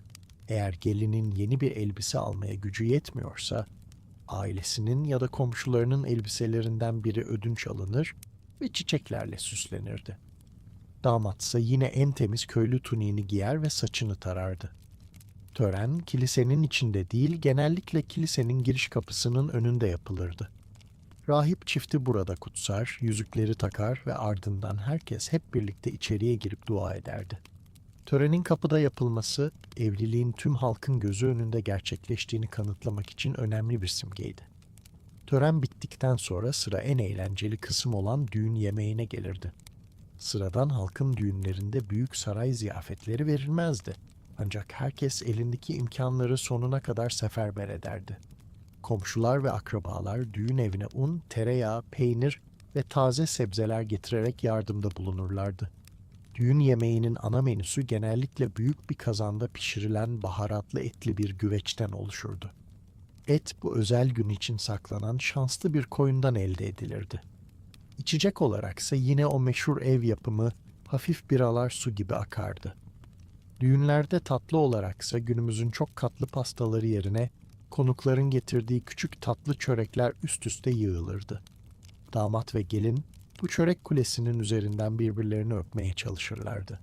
Eğer çörekleri devirmeden öpüşmeyi başarırlarsa evliliklerinin çok bereketli geçeceğine inanılırdı. Bu sırada çalgıcılar basit flütler ve gaydalarla müzik yapar, insanlar çamurlu toprak üzerinde çılgınca dans ederlerdi. Düğün bittikten ve ertesi gün hayat normale döndüğünde aile içi roller de hemen belirlenirdi. Kadın evin tüm düzeninden, yemek pişirmekten, kıyafetlerin hazırlanmasından ve çocukların bakımından sorumluydu. Erkek ise tarladaki ağır fiziksel işleri üstlenirdi. Aile içi şiddet ve baskı dönemin kanunları tarafından belirli sınırlar dahilinde normal karşılanırdı. Bir kocanın karısını eğitmek amacıyla hafifçe cezalandırması yasal bir hak olarak görülürdü. Ancak bu hak aşırıya kaçtığında köy halkı ve kilise duruma müdahale ederdi. Çocuk sahibi olmaksa ailenin en büyük hedefiydi. Orta Çağ'da çocuk ölümleri inanılmaz derecede yüksekti. Doğan her 3 bebekten biri 1 yaşına gelmeden, diğer yarısı ise ergenlik dönemine ulaşamadan hayatını kaybederdi. Bu acı gerçek yüzünden aileler soylarının devam etmesi ve tarlada çalışacak iş gücünün kalması için çok sayıda çocuk yaparlardı. Çocuklar modern dünyadaki gibi şımartılan varlıklar değil, küçük yaşta sorumluluk alan aile üyeleriydi. Evlilik ve aile hayatı, Orta Çağ insanı için zorlu bir dünyada ayakta kalabilmenin en güvenli yoluydu. Tek başına yaşayan bir insan feodal düzenin içinde her an yok olmaya mahkumdu. Bir aileye ve bir topluluğa ait olmak, fırtınalı bir denizde güvenli bir limana sığınmak gibiydi. İnsanlar bu limanı korumak için her türlü zorluğa katlanır, her sabah aynı saman yatağından kalkıp tarlaya birlikte yürürlerdi. Şimdi bu neşeli ve bir o kadar da gerçekçi düğün meydanından yavaş adımlarla uzaklaşalım. Günlük hayatın bir diğer karmaşık ve hareketli alanına, yani her bölgenin kendi kurallarıyla işleyen pazar yerlerine ve alışveriş dünyasına doğru sessizce geçiş yapalım. Düğün törenleri bittikten ve o şenlikli havalar dağıldıktan sonra sıradan insanların gerçek dünyaya dönmesi çok uzun sürmezdi. Hayatta kalmak için her gün bir şeyler üretmek ve ihtiyaç duyulan malzemeleri bir şekilde edinmek gerekiyordu. Bu arayışın en gürültülü ve hareketli adresi ise şüphesiz pazar yerleriydi. Ancak Orta Çağ'da pazar yerine gidip alışveriş yapmak, bugün bir markete girip kasada kart okutmak kadar zahmetsiz bir işlem değildi. Karşılaşacağınız ilk büyük zorluk, cebinizdeki paranın pazar esnafı tarafından kabul edilip edilmeyeceği meselesiydi. O dönemde ulusal para birimleri diye bir kavram henüz icat edilmemişti. Neredeyse her büyük derebeyi, şehir yönetimi, dük ve hatta bazı güçlü psikoposlar kendi madeni paralarını basma yetkisine sahipti. Bu durum sadece 20 kilometre ötedeki bir kasabaya gittiğinizde cebinizdeki gümüş sikkelerin sıradan bir metal parçasına dönüşmesine yol açabilirdi. Bu para karmaşasını çözmek için pazar yerlerinin en stratejik noktalarında sarraflar ya da ilk bankerler görev yapardı. Bu insanlar yanlarında getirdikleri büyük ahşap masaların üzerinde oturur ve ellerindeki terazilerle farklı paraların gümüş oranlarını ölçerlerdi. İtalyanca'da bu ahşap masalara banco adı verilirdi ve bugün kullandığımız banka kelimesi de buradan türemiştir. Sarraflar, madeni paraların kenarlarının yontulup yontulmadığını kontrol etmek için sikkeleri dikkatle incelerlerdi. Çünkü o dönemde insanlar gümüş paraların kenarlarını gizlice keserek kendilerine küçük gümüş birikimleri yaparlardı. Eğer bir sarraf dürüst davranmaz ve insanları dolandırırken yakalanırsa, halk onun ahşap masasını baltayla parçalardı. Bu işleme İtalyanca'da bancarotta yani kırık masa denirdi ki bu da günümüzdeki bankrot yani iflas kelimesinin asıl kökenidir. Para bozdurmak sadece finansal bir işlem değil, aynı zamanda masanın kırılıp kırılmayacağını izleme heyecanını da barındıran tuhaf bir pazar eğlencesiydi. Cebinde hiç parası olmayan sıradan bir köylü içinse bu sikke karmaşası tamamen önemsizdi. Çünkü köylülerin günlük ticaretinin merkezinde doğrudan takas usulü yer alırdı. Nakit paraya ulaşmak sıradan halk için oldukça zor bir durumdu. Bu yüzden köylüler tarlalarından topladıkları buğdayı, kümeslerindeki tavukları ya da eğirdikleri yün iplikleri doğrudan pazar yerine getirirlerdi. Yeni bir çift ayakkabı almak isteyen bir köylü, ayakkabıcıya para vermek yerine 2 çuval çavdar ve 1 adet canlı ördek teklif ederdi. Bu takas süreci iki taraf için de adeta bir satranç müsabakası gibi geçerdi.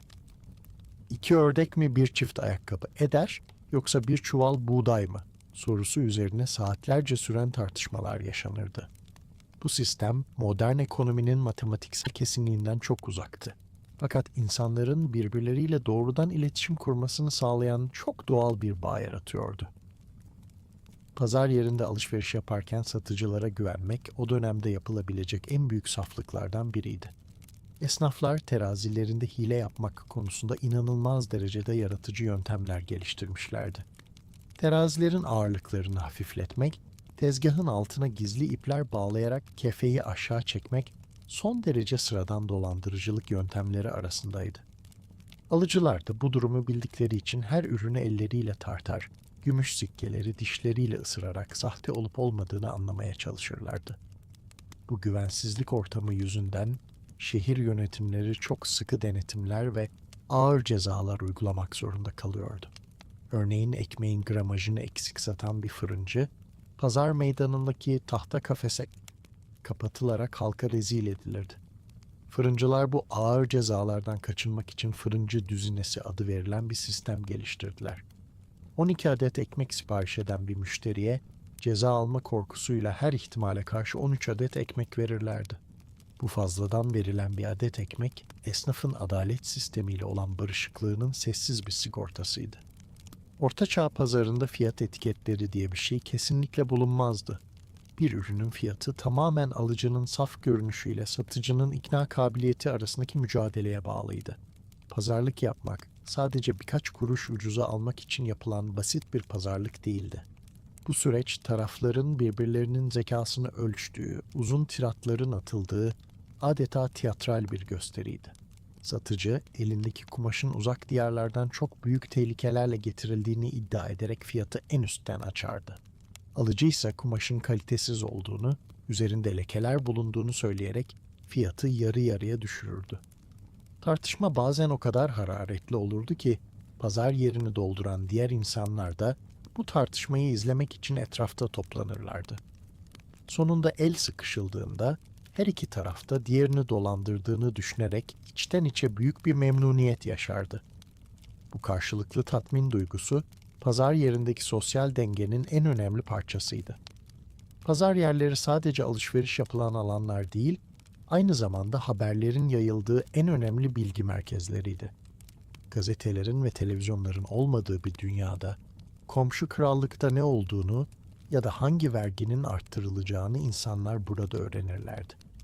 Uzak şehirlerden gelen seyyar satıcılar sadece mal satmazlar, gittikleri yerlerdeki ilginç hikayeleri de pazar meydanında anlatırlardı.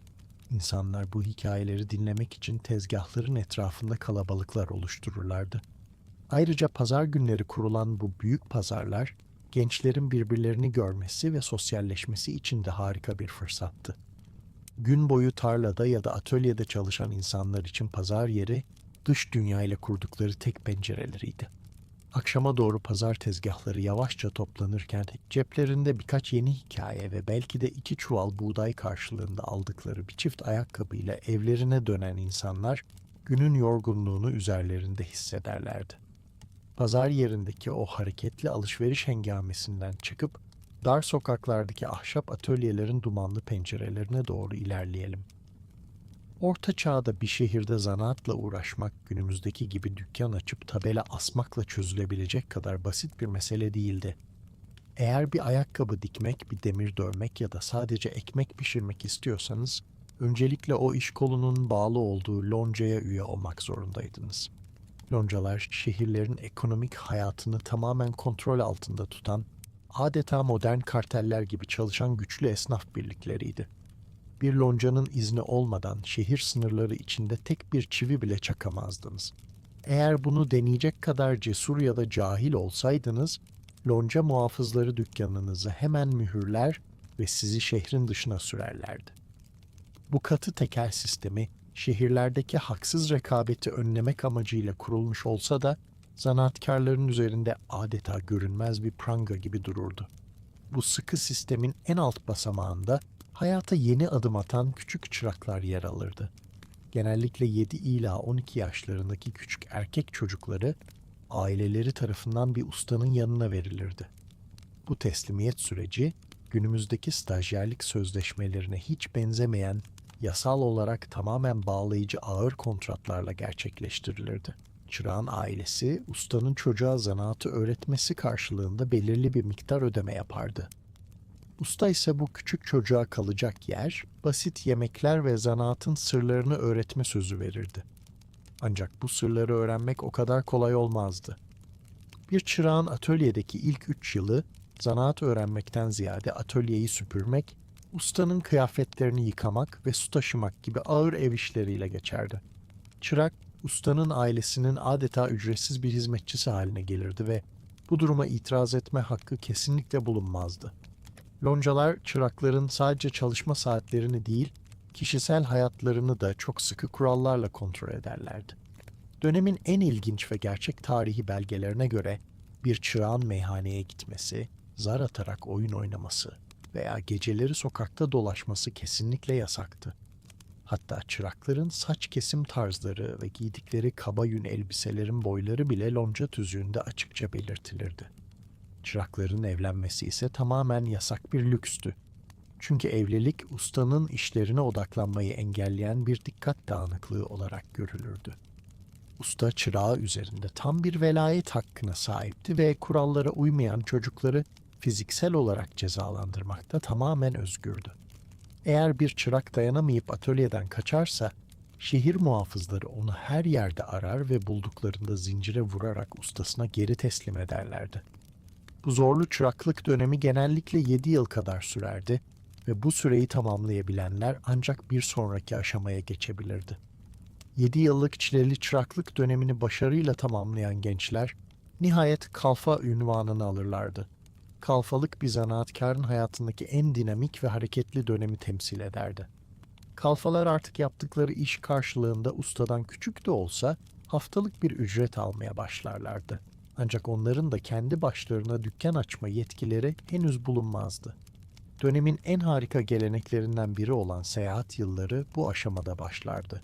Bir kalfanın gerçek bir usta olabilmesi için cebine lonca cüzdanını koyup başka şehirlere seyahat etmesi zorunluydu.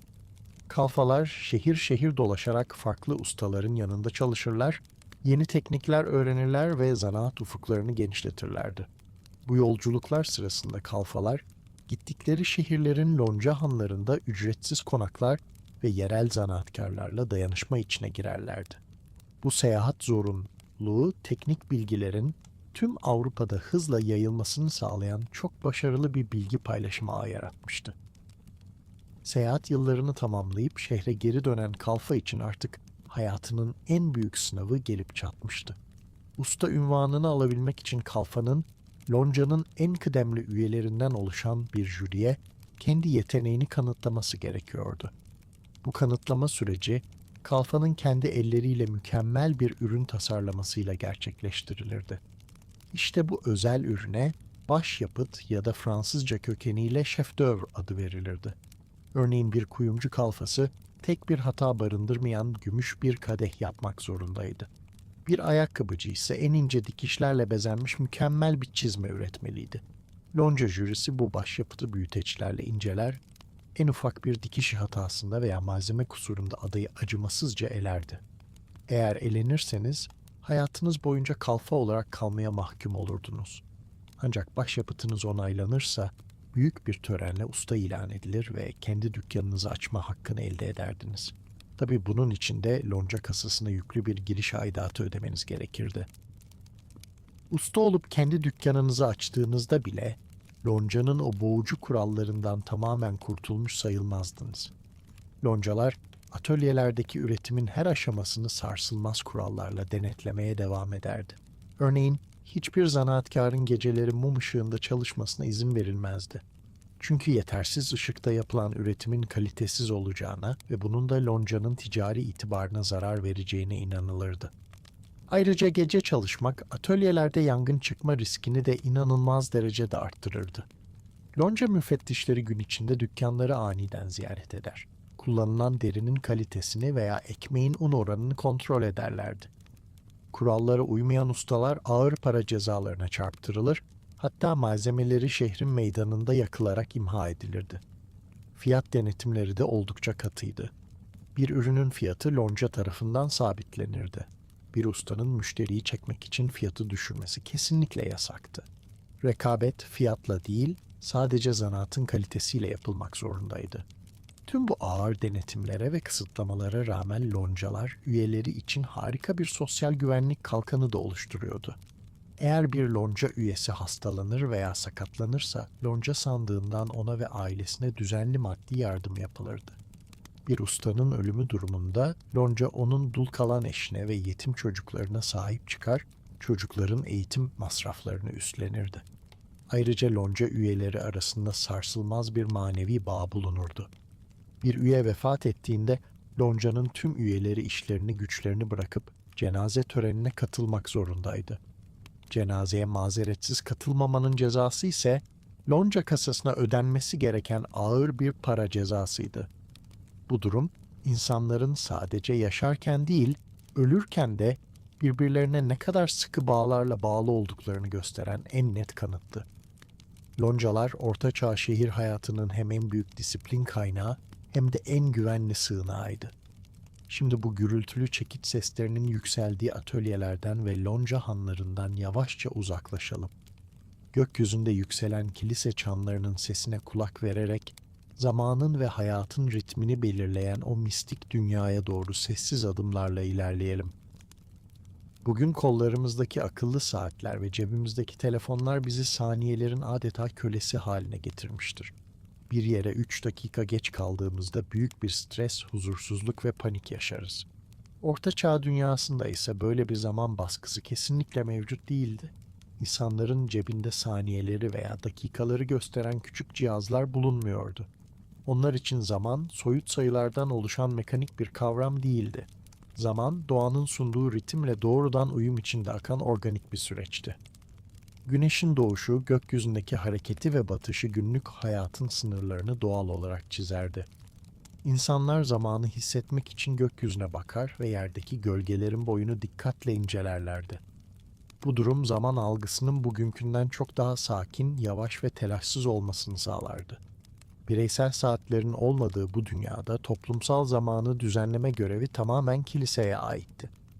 Kilise kulelerinde asılı duran devasa bronz çanlar, Orta Çağ manzarasının en belirgin ses kaynağıydı.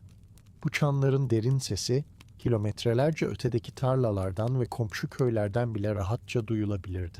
Çanlar sadece ibadet vakitlerini duyurmakla kalmaz, aynı zamanda günlük hayatın ritmini de belirlerdi. Sabahın erken saatlerinden gecenin karanlığına kadar belirli aralıklarla çalınan çanlar, insanlara ne yapmaları gerektiğini söylerdi. Çan sesini duyan bir köylü tırpanını bırakır, bir esnaf ise dükkanının önündeki tezgahı düzenlerdi. Toplum, bu çan seslerinin rehberliğinde adeta tek bir vücut gibi hareket ederdi. Kilisenin zamanı bölme sistemine kanonik saatler adı verilirdi. Gün 24 eşit saate bölünmek yerine ibadet vakitlerine göre 8 ana bölüme ayrılmıştı. Bu bölümler matins adı verilen gece yarısı duasıyla başlardı. Ardından şafak vaktinde çalınan Lauds ve güneşin doğuşuyla çalınan Prime gelirdi. Gün içindeki diğer önemli vakitlerse Terx, Sext, None ve Vespers olarak devam ederdi. Son olarak gece yatmadan önce çalınan Compline ile günün zaman döngüsü tamamlanırdı. İnsanlar günlük planlarını yaparken soyut rakamlar kullanmazlardı. Bir arkadaşıyla buluşmak isteyen biri, öğleden sonra saat 3'te buluşalım demezdi. Bunun yerine, None çanları çalındıktan hemen sonra kuyu başında olalım şeklinde anlaşırlardı. Bu sistem modern bir insan için oldukça belirsiz ve kafa karıştırıcı görünebilir. Ancak Orta Çağ insanı için bu esneklik son derece doğal bir yaşam biçimiydi. Eğer o gün buluşacağınız arkadaşınız kilise çanlarının sayısını yanlış sayarsa, buluşmanız birkaç saat gecikebilirdi. Fakat bu durum kimse için büyük bir sorun teşkil etmezdi. Çünkü o dönemde zamanı hızlıca tüketilmesi gereken bir meta olarak görmüyorlardı. İnsanlar beklemeyi ve zamanın kendi akışında ilerlemesini büyük bir olgunlukla karşılarlardı. Ayrıca her kilisenin çanı aynı anda çalmazdı. Bir köydeki rahip çanın ipini diğer köydeki rahipten birkaç dakika önce veya sonra çekebilirdi. Bu küçük zaman kaymaları günlük hayatın sevimli ve kabul gören kusurlarından biriydi. Dakikaları gösteren saatler olmadığı için insanlar kısa süreleri ölçmek için dini duaları kullanırlardı. Örneğin bir şifacı hazırladığı bitki çayının demlenme süresini 3 adet babamız duası süresi olarak tarif ederdi. Bir aşçı ise ekmeğin fırında kalma süresini 5 adet Meryem Ana duası kadar belirlerdi. Bu durum günlük işlerin içine dinin ne kadar doğal bir şekilde entegre olduğunu göstermektedir. Ancak bu durumun küçük bir dezavantajı vardı. Eğer duayı çok hızlı okuyan aceleci bir insansanız ekmeğiniz çiğ kalabilirdi. Duayı yavaş ve tane tane okuyan birinin ekmeği ise fırında muhtemelen kömüre dönüşürdü. Bu yüzden zamanlama konusu kişinin dindarlık derecesi ve okuma hızıyla doğrudan ilişkiliydi. Manastırlarda zamanı ölçmek için sadece çanlar değil, aynı zamanda güneş ve su saatleri de kullanılırdı. Güneş saatleri sadece bulutsuz günlerde işe yaradığı için kapalı havalarda rahipler özel su saatlerine güvenirlerdi. Bu su saatleri suyun küçük bir delikten yavaşça sızması esasına göre çalışırdı. Ancak dondurucu kış gecelerinde bu saatlerin içindeki suyun donması, zamanın da donması anlamına gelirdi. Rahipler bu sorunu çözmek için su saatlerinin yanına küçük mumlar koyarak suyun sıcak kalmasını sağlamaya çalışırlardı. Bu durum zamanı akıcı tutabilmek için verilen mücadelenin ne kadar ilginç olduğunu göstermektedir. Orta Çağ'da saatlerin uzunluğu mevsimlere göre değişiklik gösterirdi. Geçici saatler adı verilen bu sistemde gündüz süresi her zaman 12 eşit saate bölünürdü. Doğal olarak yaz aylarında günler uzun olduğu için bir gündüz saatinin süresi yaklaşık 80 dakikaya kadar çıkardı. Kış aylarında ise günler kısaldığı için bir gündüz saati sadece 40 dakika sürerdi. Bu sistem tarlada çalışan köylüler için oldukça adaletsiz bir durum yaratıyordu. Yazın kavurucu sıcağında köylüler kışa göre neredeyse 2 kat daha uzun süren saatler boyunca çalışmak zorunda kalırlardı. Üstelik aldıkları günlük ücret her iki mevsimde de aynı kalırdı. Yaz aylarında çalışmanın köylüler arasında bu kadar sevilmemesinin en büyük nedeni de bu tuhaf zaman hesaplama yöntemiydi. O dönemde zaman sadece bir ölçüm aracı değil, aynı zamanda Tanrı'ya ait kutsal bir mülk olarak kabul edilirdi. Bu yüzden kilise zamanın parayla satılmasına kesinlikle karşı çıkardı. Tefeciliğin ve faizle borç vermenin günah sayılmasının temel nedenlerinden biri de buydu. Tefeciler borç verdikleri paranın üzerine zaman geçtikçe faiz eklerlerdi. Kiliseye göre bu işlem, Tanrı'ya ait olan zamanı haksız yere satarak para kazanmak demekti. Zaman satılamaz ve üzerinde ticaret yapılamaz bir değerdi. Ancak 13. yüzyılın sonlarına doğru bu anlayış kökten değişmeye başladı.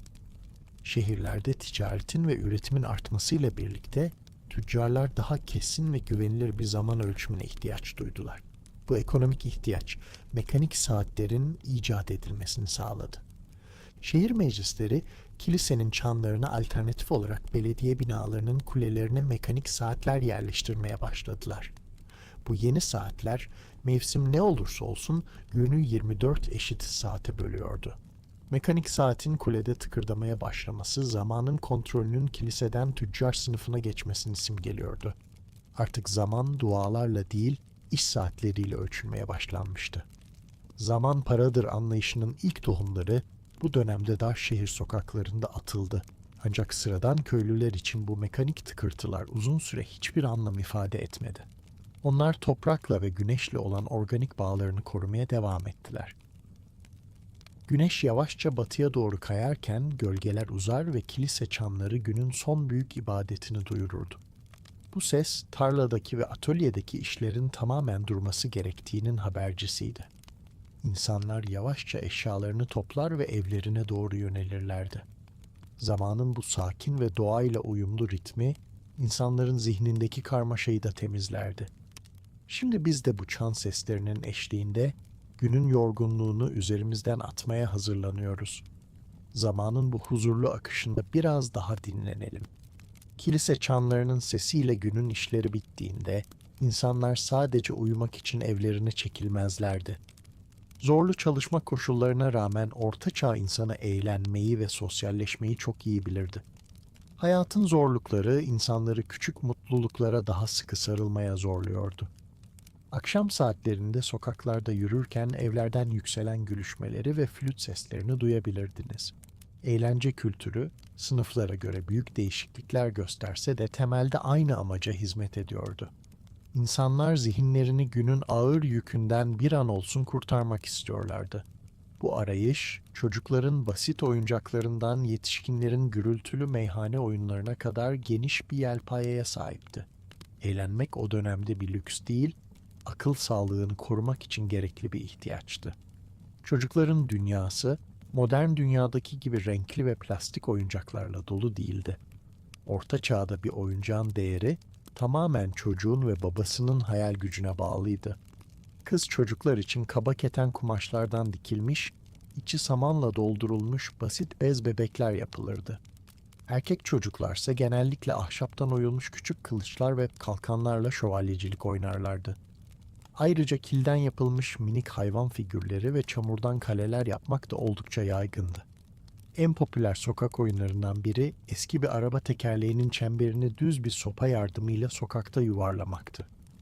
Çocuklar bu çemberin peşinden çamurlu sokaklarda saatlerce koşarak enerjilerini atarlardı. Bu oyunlar çocukların sert hayata zihinsel ve fiziksel olarak hazırlanmasını sağlayan basit egzersizlerdi.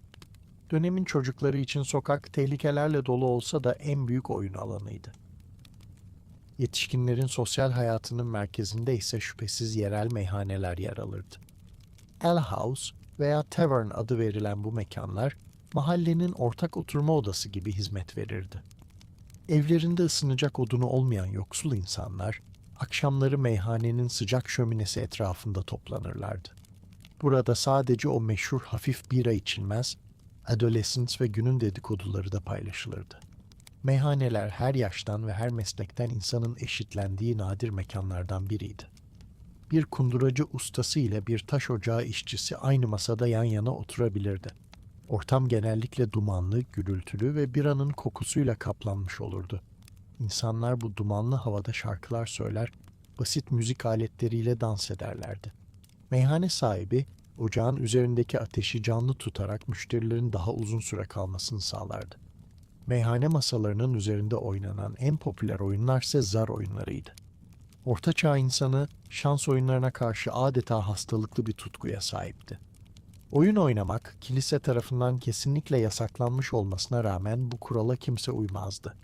Zarlar genellikle hayvan kemiklerinden, özellikle de koyun eklem kemiklerinden yontularak yapılırdı. İnsanlar bira bardağının yanına koydukları bu küçük kemik parçaları üzerine tüm birikimlerini yatırırlardı. Bazen bir işçi tüm haftalık kazancını tek bir zar atışında kaybedebilirdi. Hatta hırslı oyuncuların üzerlerindeki elbiseleri ve ayakkabıları bile bahse koydukları görülürdü.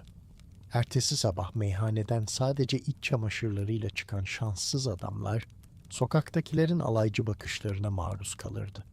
Bu durum dönemin sıradan ve kimseyi şaşırtmayan ahlaki kayıplarından biriydi. Zar dışında Masalarda 9 taş adı verilen strateji oyunu da oynanırdı. Bu oyun için pahalı tahtalara gerek yoktu.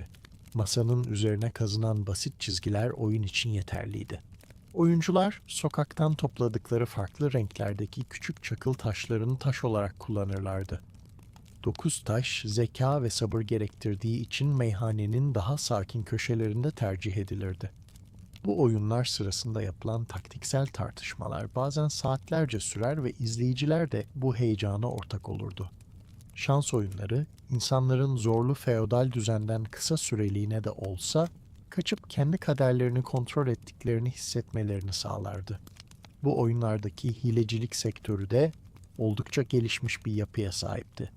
Bazı dolandırıcılar zarların bir yüzeyine gizlice küçük kurşun parçaları yerleştirerek zarın dengesini bozarlardı. Yüklü zar adı verilen bu hileli aletler her zaman istenen sayının gelmesini sağlardı. Eğer masada birinin hile yaptığı anlaşılırsa, sakin geçen akşam bir anda büyük bir kavgaya dönüşebilirdi. Meyhane kavgaları dönemin mahkeme kayıtlarında en sık rastlanan asayiş olayları arasındaydı. Ancak bu kavgalar genellikle ağır yaralanmalar olmadan sadece birkaç morlukla tatlıya bağlanırdı. Şehir yönetimleri bu durumları kontrol altında tutmak için meyhanelere belirli bir saatten sonra içki satışı yasağı getirirlerdi. Bu yasaklara uymayan meyhane sahipleri ertesi gün ağır para cezalarıyla karşı karşıya kalırlardı. Açık havada oynanan sporlar arasında ise bugünkü futbolun atası kabul edilen güruh futbolu yer alırdı. Bu oyun, bugünkü modern ve kurallı futbol maçlarına hiçe benzemezdi. Genellikle iki komşu köy veya mahalle arasında düzenlenen bu maçlarda oyuncu sınırı yoktu. Yüzlerce insan içi hava veya samanla doldurulmuş bir domuz mesanesinin peşinden aynı anda koşardı. Maçın oynandığı alan belirli bir saha ile sınırlı değildi. Tüm köy, sokaklar, tarlalar ve hatta dereler oyun alanıydı. Amaç bu domuz mesanesini rakip köyün merkezinde belirlenen bir noktaya, genellikle kilise kapısına kadar taşımaktı. Bu süreçte rakibi durdurmak için neredeyse her yöntem serbest kabul edilirdi. Euro futbolunda kuralların olmaması, oyunun oldukça kaotik ve sert geçmesine neden olurdu. Tek kural, rakibi bilerek ve isteyerek öldürmemekti. Bunun dışındaki her türlü fiziksel müdahale oyunun doğal bir parçasıydı. Oyuncular çamurlu toprakların içinde birbirlerini sürükler, topu kapmak için adeta küçük bir savaş verirlerdi. Maç bittiğinde herkesin üstü başı çamur içinde kalır, morluklar ve ufak tefek kırıklar normal karşılanırdı. Bu oyun o kadar gürültülü ve yıkıcıydı ki dükkan sahipleri maç günlerinde pencerelerini kalın tahtalarla kapatırlardı. İngiltere Kralı II. Edward 1314 yılında yayınladığı bir fermanla bu oyunu Londra sınırları içinde tamamen yasaklamıştır. Kralın gerekçesi bu vahşi oyunun yarattığı büyük gürültünün şehirdeki ticari hayatı tamamen felç etmesiydi. Halkın eğlencesi sadece meyhanelerle ve sert futbol maçlarıyla sınırlı kalmazdı. Şehirlere belirli aralıklarla gelen gezgin cambazlar, hokkabazlar ve tiyatro grupları büyük bir heyecan yaratırdı. Bu sanatçılar pazar meydanında kurdukları basit ahşap sahnelerde gösteriler yaparlardı.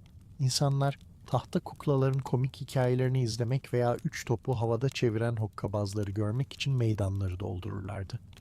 Bu gösteriler sıradan halkın dünyasına dışarıdan gelen renkli birer nefes gibiydi. Gösteri bittiğinde izleyiciler, sanatçıların şapkalarına küçük bakır paralar veya yiyecek parçaları atarak teşekkür ederlerdi. Bu basit gösteriler insanların hayal güçlerini besleyen en önemli toplumsal etkinliklerdi. Gezgin şarkıcılar olan minstreller ise uzak diyarların kahramanlık hikayelerini şarkılaştırarak insanlara sunarlardı. Soylularsa çok daha farklı ve masraflı eğlenceleri tercih ederlerdi. Onların dünyasında satranç oynamak, özel eğitimli şahinlerle avlanmak ve mızrak dövüşleri düzenlemek popülerdi. Ancak sıradan halk için bu tür lüks eğlenceler tamamen yabancıydı. Köylüler kendi basit dünyalarında bir parça müzik, sıcak bir şömine ve dostça bir sohbetle mutlu olmayı başarırlardı. Akşamın bu neşeli saatleri sona erdiğinde meyhanelerdeki ışıklar birer birer söndürülürdü. İnsanlar hafifçe sallanan adımlarla karanlık sokaklardan geçerek evlerindeki saman yataklarına doğru ilerlerlerdi. Şimdi biz de bu dumanlı meyhanenin kapısından çıkıp gecenin o serin ve sessiz karanlığına doğru yavaşça adım atıyoruz. Orta Çağ'da adalet arayışı, günümüzün modern mahkeme salonlarındaki rasyonel ve kanıta dayalı süreçlerden oldukça uzaktı. Şehrin dar sokaklarında ya da köylerde bir suç işlendiğinde olayı çözmek için parmak izi analizi ya da kamera kayıtları tabii ki yoktu. İnsanlar adaleti sağlamak için genellikle doğaüstü güçlerin ve ilahi müdahalenin devreye girmesini beklerlerdi. Eğer bir hırsızlık ya da cinayet gerçekleştiyse, suçluyu bulmak için kanıt toplamak yerine doğrudan Tanrı'nın bir işaret göndereceğine inanırlardı. Bu inanış, dönemin adalet sistemini hem oldukça pratik hem de sanıklar için son derece tehlikeli bir hale getiriyordu. Suçsuz olduğunuzu kanıtlamak, yargıçları ikna etmekten ziyade doğa kanunlarına karşı küçük bir mucize gerçekleştirmekle eşdeğerdi. Bu durum dönemin mahkemelerini modern bir insan için inanılmaz derecede sıra dışı bir yer haline getiriyordu. Bu ilahi adalet arayışının en bilinen ve en acımasız yöntemi ordal ya da diğer adıyla tanrısal yargı testiydi. Eğer bir suçla itham ediliyorsanız ve suçsuz olduğunuzu iddia ediyorsanız, mahkeme size bu iddianızı kanıtlamanız için oldukça yaratıcı seçenekler sunardı. Bu seçeneklerden en yaygını kızgın demir testi olarak bilinirdi. Sanık fırında kor haline gelene kadar ısıtılmış demir bir çubuğu çıplak elleriyle kavramak ve belirli bir mesafe boyunca taşımak zorundaydı. Demir bırakıldıktan sonra sanığın yanan elleri rahipler tarafından dikkatle bandajlanır ve mühürlenirdi. 3 gün sonra mühür açılır ve yaranın durumu incelenirdi. Eğer yara temiz bir şekilde iyileşmeye başladıysa, bu durum Tanrı'nın sanığın suçsuzluğunu onayladığı anlamına gelirdi. Ancak yara iltihaplanmışsa, bu durum suçluluğun kesin bir kanıtı kabul edilir ve sanık hemen cezalandırılırdı. Tıbbın ve hijyenin olmadığı bir dönemde o dondurucu soğukta elinizin iltihaplanmama olasılığının ne kadar düşük olduğunu tahmin etmek zor değildir. Bu sistem aslında suçsuz olan birçok insanın sırf zayıf bir bağışıklık sistemi yüzünden suçlu ilan edilmesine yol açardı. Kızgın demir testi size yeterince cazip gelmediyse, yargıçlar size kaynar su testi seçeneğini de sunabilirlerdi. Bu yöntemde derin bir kazanın içindeki su iyice kaynatılır ve kazanın dibine ağır bir metal halka veya taş bırakılırdı. Sanık çıplak kolunu bu kaynar suyun içine daldırarak nesneyi dışarı çıkarmak zorundaydı. Süreç yine aynı şekilde işlerdi. Yanan kol sarılır, 3 gün beklenir ve yaranın iyileşme hızına göre karar verilirdi. Bu durum o dönemde suçsuz bir insan olmanın ne kadar büyük bir fiziksel dayanıklılık gerektirdiğini gösteren en net örnektir. Zengin asilzadeler bu zorlu fiziksel testlere genellikle kendileri girmek yerine kendi yerlerine dövüşecek profesyonel şampiyonlar kiralayabilirlerdi. Ancak fakir köylülerin böyle bir lüksü olmadığı için onlar kaynar kazanın başında kendi kollarına güvenmek zorundaydılar. Su testlerinin bir de daha az dumanlı ama en az diğeri kadar tehlikeli olan soğuk su testi versiyonu vardı. Bu yöntem genellikle büyücülükle suçlanan insanlara uygulanırdı. Sanığın elleri ve ayakları çaprazlama bir şekilde sıkıca bağlanır ve en yakındaki kutsal kabul edilen nehre veya göle atılırdı. Buradaki mantık oldukça şaşırtıcıydı. Kilise suyun saflığı temsil ettiğine inanıyordu. Eğer sanık suçluysa ve içinde kötülük barındırıyorsa, saf olan su onu kabul etmeyecek ve sanık suyun yüzeyinde kalacaktı. Eğer sanık suçsuzsa, su onu bağrına basacak ve sanık dibe batacaktı. Bu mantık, suçsuzluğunuzu kanıtlamak için boğulmayı göze almanız gerektiği anlamına geliyordu. Muhafızlar dibe batan suçsuz insanı sudan çıkarmak için bazen çok geç kalırlardı. Bu durumda en azından suçsuz olarak öldüğünüz için sevinebilirdiniz ama bu teselli hayatta kalmanızı sağlamazdı. Orta Çağ adalet sisteminin en tuhaf ve günümüz insanını en çok gülümseten uygulaması ise şüphesiz hayvanların yargılandığı mahkemelerdi. O dönemde insanlar hayvanların ahlaki bir iradeye sahip olduğuna ve işledikleri eylemlerden sorumlu tutulması gerektiğine inanırlardı. Eğer bir evcil hayvan ya da tarım zararlısı topluma bir zarar verdiyse, ona alelade bir canlı gibi davranılmazdı. Hayvan için resmi bir dava açılır, mahkeme celbi hazırlanır ve ona yasal haklarını savunması için baronun en iyi avukatlarından biri tayin edilirdi. Evet, Orta Çağ'da tarladaki ekinleri yiyen böcekleri savunmak için cübbe giyen gerçek avukatlar bulunuyordu. Bu avukatlar, müvekkilleri olan hayvanları kurtarmak için oldukça ciddi savunmalar hazırlarlardı. Hayvan mahkemelerinin en sık karşılaşılan sanıkları genellikle sokaklarda başıboş dolaşan domuzlardı. Şehir sokaklarında kanalizasyon sistemi olmadığı için domuzlar çöp temizleyici olarak serbestçe dolaşırlar ve bazen evlerin içine girerek küçük çocuklara zarar verirlerdi. Böyle bir davanın ardından domuz hemen tutuklanır ve yerel zindana atılırdı. Dava günü geldiğinde domuz mahkeme salonuna getirilirdi. İşin en komik tarafı, yargılamanın ciddiyetini korumak için domuza bazen insan kıyafetleri giydirilmesiydi. Sanık domuz, pantolon, ceket ve hatta bir şapka giymiş olarak yargıcın karşısına çıkarılırdı. Avukatı domuzun insan dilini bilmediği için kendini savunamayacağını söyler ve hafifletici sebepler sunardı. Ancak eğer domuzun suçu sabit görülürse ceza olarak köy meydanındaki dar ağacında asılarak idam edilirdi. Bu idam töreni tüm köy halkının ibret alması için büyük bir ciddiyetle gerçekleştirilirdi. Böceklerin yargılandığı davalarsa lojistik açıdan çok daha karmaşık süreçler barındırırdı. Örneğin bir köydeki buğday tarlalarına dadanan çekirgeler ya da bitler için tüm köy halkı mahkemeye başvururdu. Mahkeme görevlisi tarlanın kenarına giderek böceklere resmi mahkeme celbini yüksek sesle okurdu. Böceklerin belirlenen tarihte mahkeme salonunda hazır bulunmaları emredilirdi. Doğal olarak böcekler dava günü mahkemeye gelmezlerdi. Bunun üzerine tayin edilen savunma avukatı ayağa kalkar ve müvekkillerinin yolların uzaklığı ve hava muhalefeti nedeniyle gelemediklerini savunurdu.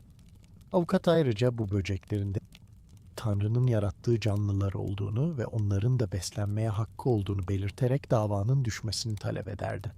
Yargıç ise genellikle böceklere başka bir tarlaya taşınmaları için belirli bir süre verir ve eğer gitmezlerse onları kiliseden aforoz etmekle tehdit ederdi. Bu kararın ardından böceklerin tarlayı terk edip etmediği ise tamamen doğanın keyfine kalmış bir durumdu. Bu tuhaf ve mantık dışı görünen adalet sistemi aslında Orta Çağ insanının her şeye bir düzen ve anlam verme çabasının bir parçasıydı. Onlar en küçük böceğin bile evrendeki ilahi adaletin bir parçası olduğuna inanıyorlardı. Hukuk sadece insanlar arasındaki ilişkileri değil, tüm doğayı düzenleyen kutsal bir araçtı. Zamanla bu ilkel yöntemler yerini daha akılcı kanıt sistemlerine bıraksa da, o dönemde yazılan mahkeme kayıtları bugün bize insan zihninin ne kadar ilginç yollardan geçebileceğini göstermektedir. Gecenin bu geç saatinde o tozlu mahkeme salonlarının ağır havası yerini sakin bir sessizliğe bırakıyor. Şimdi bu eski adalet defterlerini yavaşça kapatıyoruz. Günün yorgunluğu gözlerimize çökerken bir sonraki durağımız olan o tehlikeli ve çamurlu Orta Çağ yollarına doğru sessiz adımlarla ilerlemeye hazırlanıyoruz. Orta Çağ'da bir yerden başka bir yere seyahat etmek bugünkü gibi keyifli bir macera değildi. İnsanlar o dönemde tatil yapmak veya yeni yerler görmek amacıyla yola çıkmazlardı. Seyahat etmek genellikle zorunlu bir iş, askeri bir görev ya da dini bir hac yolculuğu anlamına gelirdi. Sıradan bir insan doğduğu köyün dışındaki dünyayı neredeyse hiç merak etmezdi. Birçoğu hayatı boyunca kendi köyünden sadece birkaç kilometre uzaklaşarak ömrünü tamamlardı. Başka bir şehre gitmek, bilinmezliklerle dolu tehlikeli bir serüvene adım atmak demekti. Yola çıkmadan önce insanların vasiyetnamelerini yazmaları son derece sıradan bir tedbirdi. Seyahate çıkmadan önce vasiyet yazmak o dönemin en popüler tatil hazırlığıydı. Bu durum yolculuğun ne kadar riskli olduğunu gösteren en net kanıttı. Dönemin yolları Roma İmparatorluğundan kalan eski taş yolların bakımsız kalıntılarıydı. Surlar bittikten sonra başlayan yollar genellikle sıkıştırılmış çamur ve yabani otlardan ibaretti. Bu yolların bakımı için ayrılmış özel bütçeler veya devlet kurumları bulunmuyordu.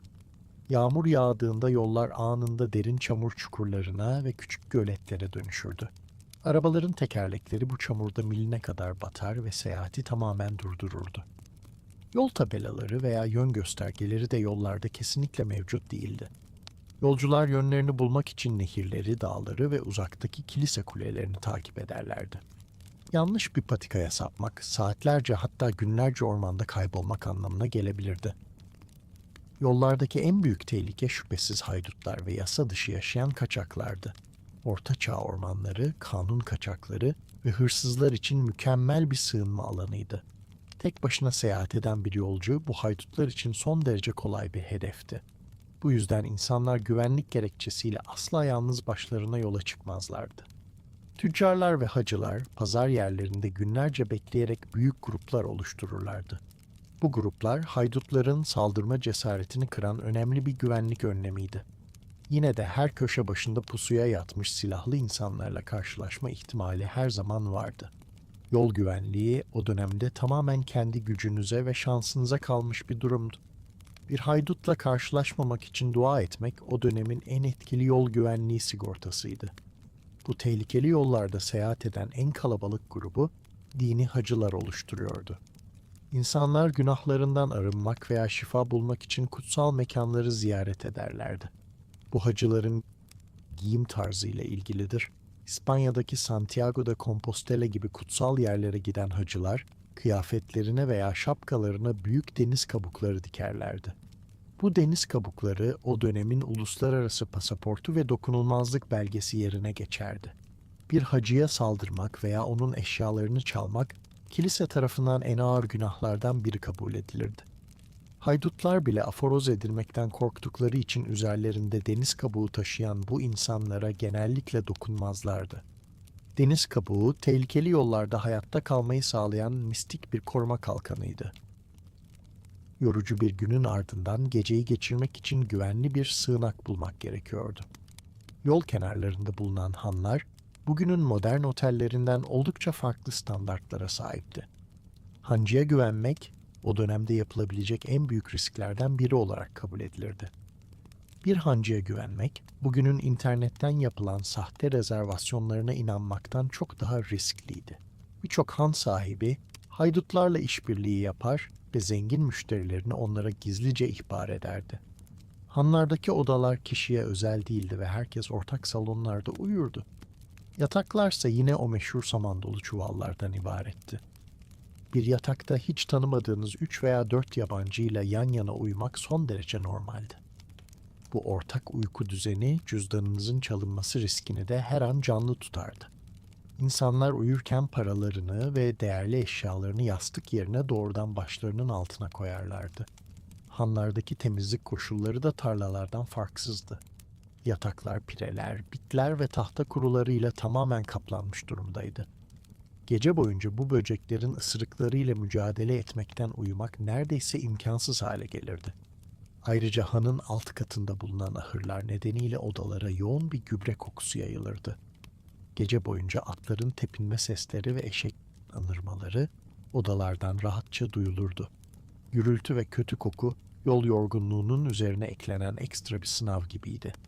Ancak dışarıdaki zifiri karanlıkta ve vahşi doğada kalmaktansa bu kötü kokulu hanlarda uyumak her zaman daha güvenliydi. Sabahın ilk ışıkları ile birlikte yolcular bu uykusuz gecenin ardından hemen yola koyulurlardı. Yolcular için yollardaki en güvenli ve huzurlu sığınaklar şüphesiz manastırlardı. Hristiyanlık inancına göre yolcuları ve yabancıları ağırlamak kutsal bir görevdi.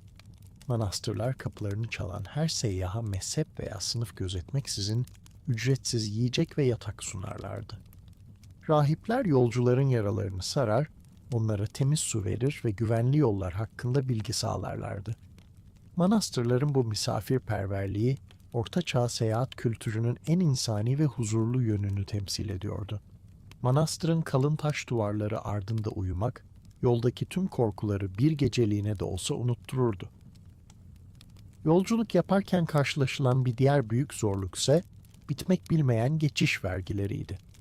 Her nehir geçişinde, her köprüde ve her derebeyinin sınırında ayrı bir vergi memuru beklerdi.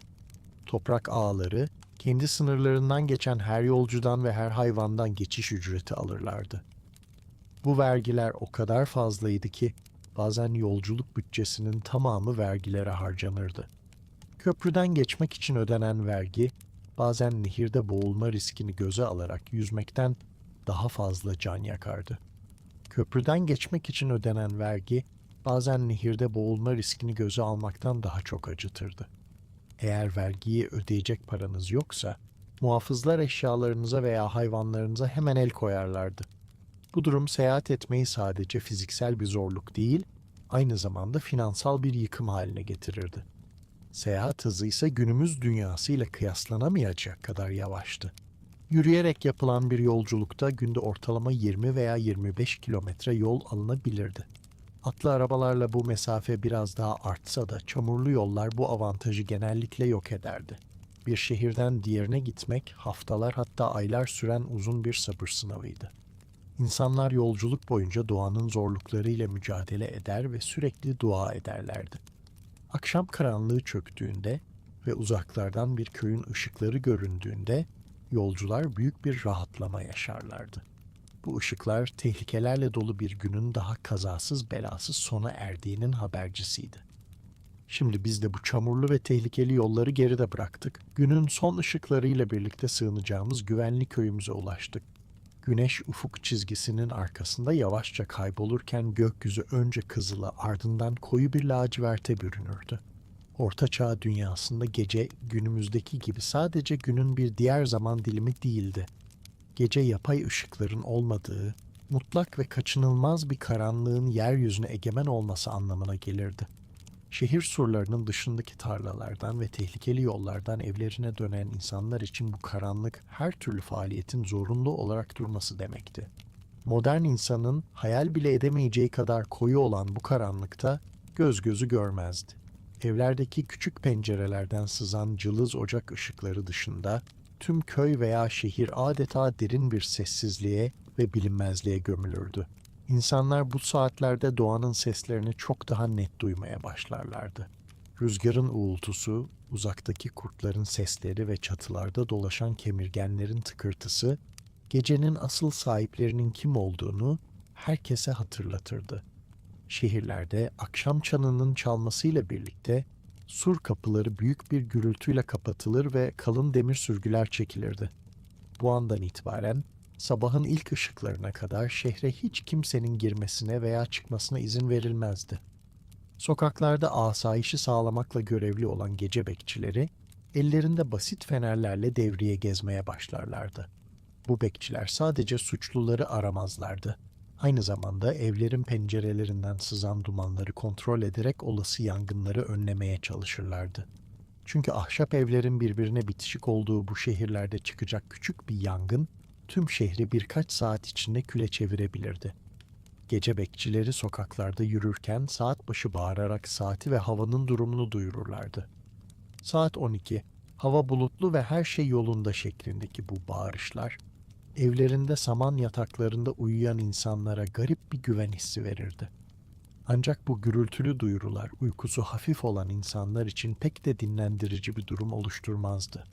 Karanlık o kadar yoğundu ki geceleri suç işlemek bile ciddi bir lojistik planlama gerektiriyordu. Hırsızlar zifiri karanlık sokaklarda yollarını bulabilmek için yanlarında fener taşımak zorundaydılar. Ancak bu durum onların yerini gece bekçilerine hemen belli ederdi. Fener taşımayan acemi bir hırsızın ise dar sokaklarda yürürken bir domuzun üzerine basıp gürültüyle yere düşmesi son derece sıradan bir durumdu. Bu yüzden Orta Çağ'da profesyonel hırsızlar bile geceleri çalışmak yerine akşamüstü pazar yerlerindeki yan kesiciliği tercih ederlerdi. Karanlık insanları sadece fiziksel olarak değil, zihinsel olarak da kısıtlayan bir güçtü. İnsanlar gecenin karanlık havasında zehirli gazların dolaştığına inanırlardı.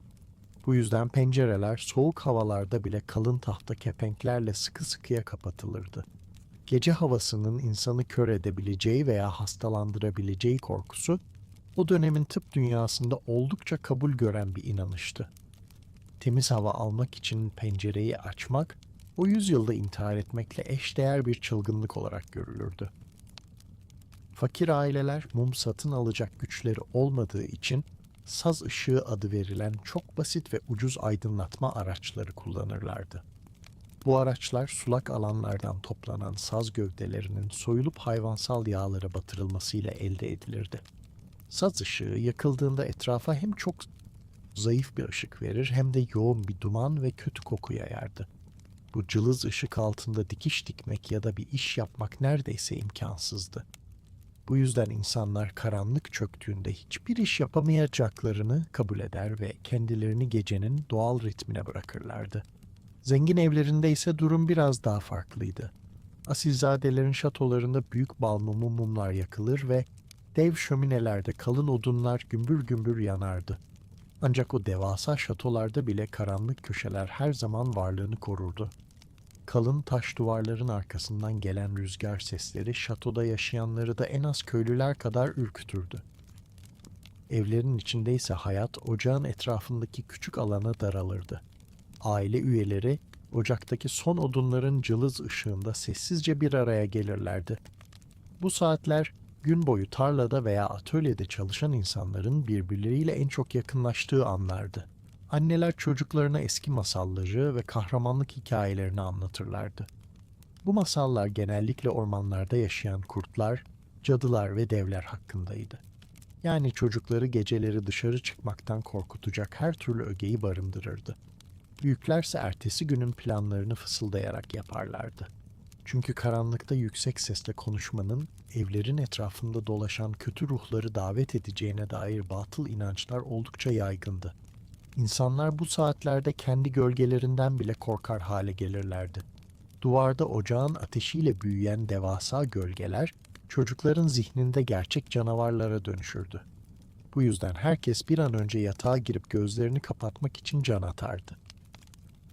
Yatağa gitmeden önce yapılması gereken en önemli iş, ocaktaki ateşi sabaha kadar koruyacak şekilde hazırlamaktı. Değerli odunların boş yere yanıp tükenmemesi için ateşin üzerine kalın bir kül tabakası örtülürdü.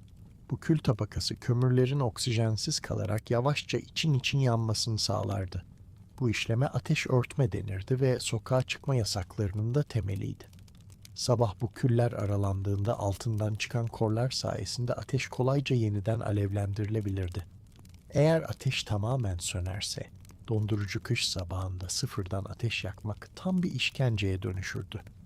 İki kuru taşı birbirine sürterek kıvılcım çıkarmaya çalışmak, uykulu ve üşümüş bir insan için günün en kötü başlangıcıydı.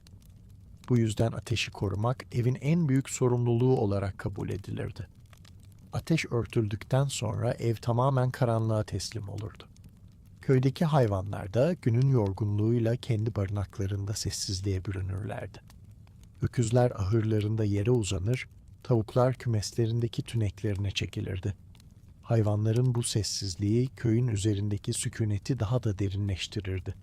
Sadece arada bir ahırdan gelen hafif bir zincir sesi veya bir atın derin nefes alışı duyulurdu. Bu doğal sesler gecenin sessizliğini bozmak yerine ona huzurlu bir melodi katardı. İnsanlar bu seslerin eşliğinde kendilerini güvende hissederlerdi. Çünkü hayvanların sakinliği etrafta hiçbir tehlikenin olmadığının en net kanıtıydı. Eğer dışarıda yabancı bir haydut veya vahşi bir hayvan dolaşsaydı, köpeklerin havlaması tüm köyü anında ayağa kaldırırdı. Köpeklerin sessiz kalması, gecenin huzurla devam edeceğinin sessiz bir garantisiydi. Gökyüzündeki yıldızlar, modern şehirlerde asla göremeyeceğimiz kadar parlak ve net bir şekilde ışıldardı. Samanyolu galaksisi, gökyüzünde adeta beyaz bir nehir gibi uzanırdı. İnsanlar dışarı çıkıp bu manzarayı izlemeseler bile, gökyüzünün bu muhteşem düzeninin farkındaydılar. Yıldızların konumu, mevsimlerin geçişini ve gecenin hangi saatinde olunduğunu anlamak için gemiciler ve seyyahlar tarafından dikkatle izlenirdi. Ancak evinde uyuyan sıradan bir köylü için gökyüzü, sadece ertesi gün havanın nasıl olacağını fısıldayan sessiz bir rehberdi. Eğer gökyüzü bulutsuz ve yıldızlıysa, ertesi gün tarlada çalışmanın daha kolay olacağını bilerek huzurla uyurlardı. Gece boyunca havanın soğumasıyla birlikte evlerin içindeki nem oranı da hızla artardı. Taş duvarlardan sızan soğuk hava yerdeki samanların hafifçe nemlenmesine neden olurdu. İnsanlar soğuktan korunmak için birbirlerine daha sıkı sarılır ve kaba yün battaniyelerini başlarına kadar çekerlerdi. Bu battaniyeler çok sık yıkanmadığı için nemle birleştiğinde oldukça ağır bir koku yayardı. Ancak bu koku dışarıdaki dondurucu soğuktan korunmanın küçük ve önemsiz bir bedeliydi. Uykunun o tatlı evresine geçiş yaparken zihindeki tüm dertler yavaşça silinirdi. Toprak ağasının bitmek bilmeyen vergileri, tarladaki ağır işler ve pazar yerindeki fiyat tartışmaları sabaha kadar ertelenirdi. Gece, her insana eşit ve adil davranan tek yönetici gibiydi. Çünkü karanlıkta herkes aynı sessizliğe ve huzura bürünürdü. Herkes üzerindeki kaba yün giysileriyle saman yatağın üzerine yan yana uzanırdı. Isınmak için birbirlerine sokulan aile üyeleri, dondurucu kış gecelerinde hayatta kalmanın en doğal yolunu bulmuş olurlardı. Samanların içindeki böceklerin hareketleri ve samanların hışırtısı, uykunun ilk dakikalarında rahatsız edici gelse de, günün ağır yorgunluğu bu detayları kısa sürede unuttururdu. İnsanlar gözlerini kapattıklarında, dışarıdaki dünyanın tüm karmaşası, vergileri, lonca kuralları ve çamurlu sokakları tamamen yok olurdu.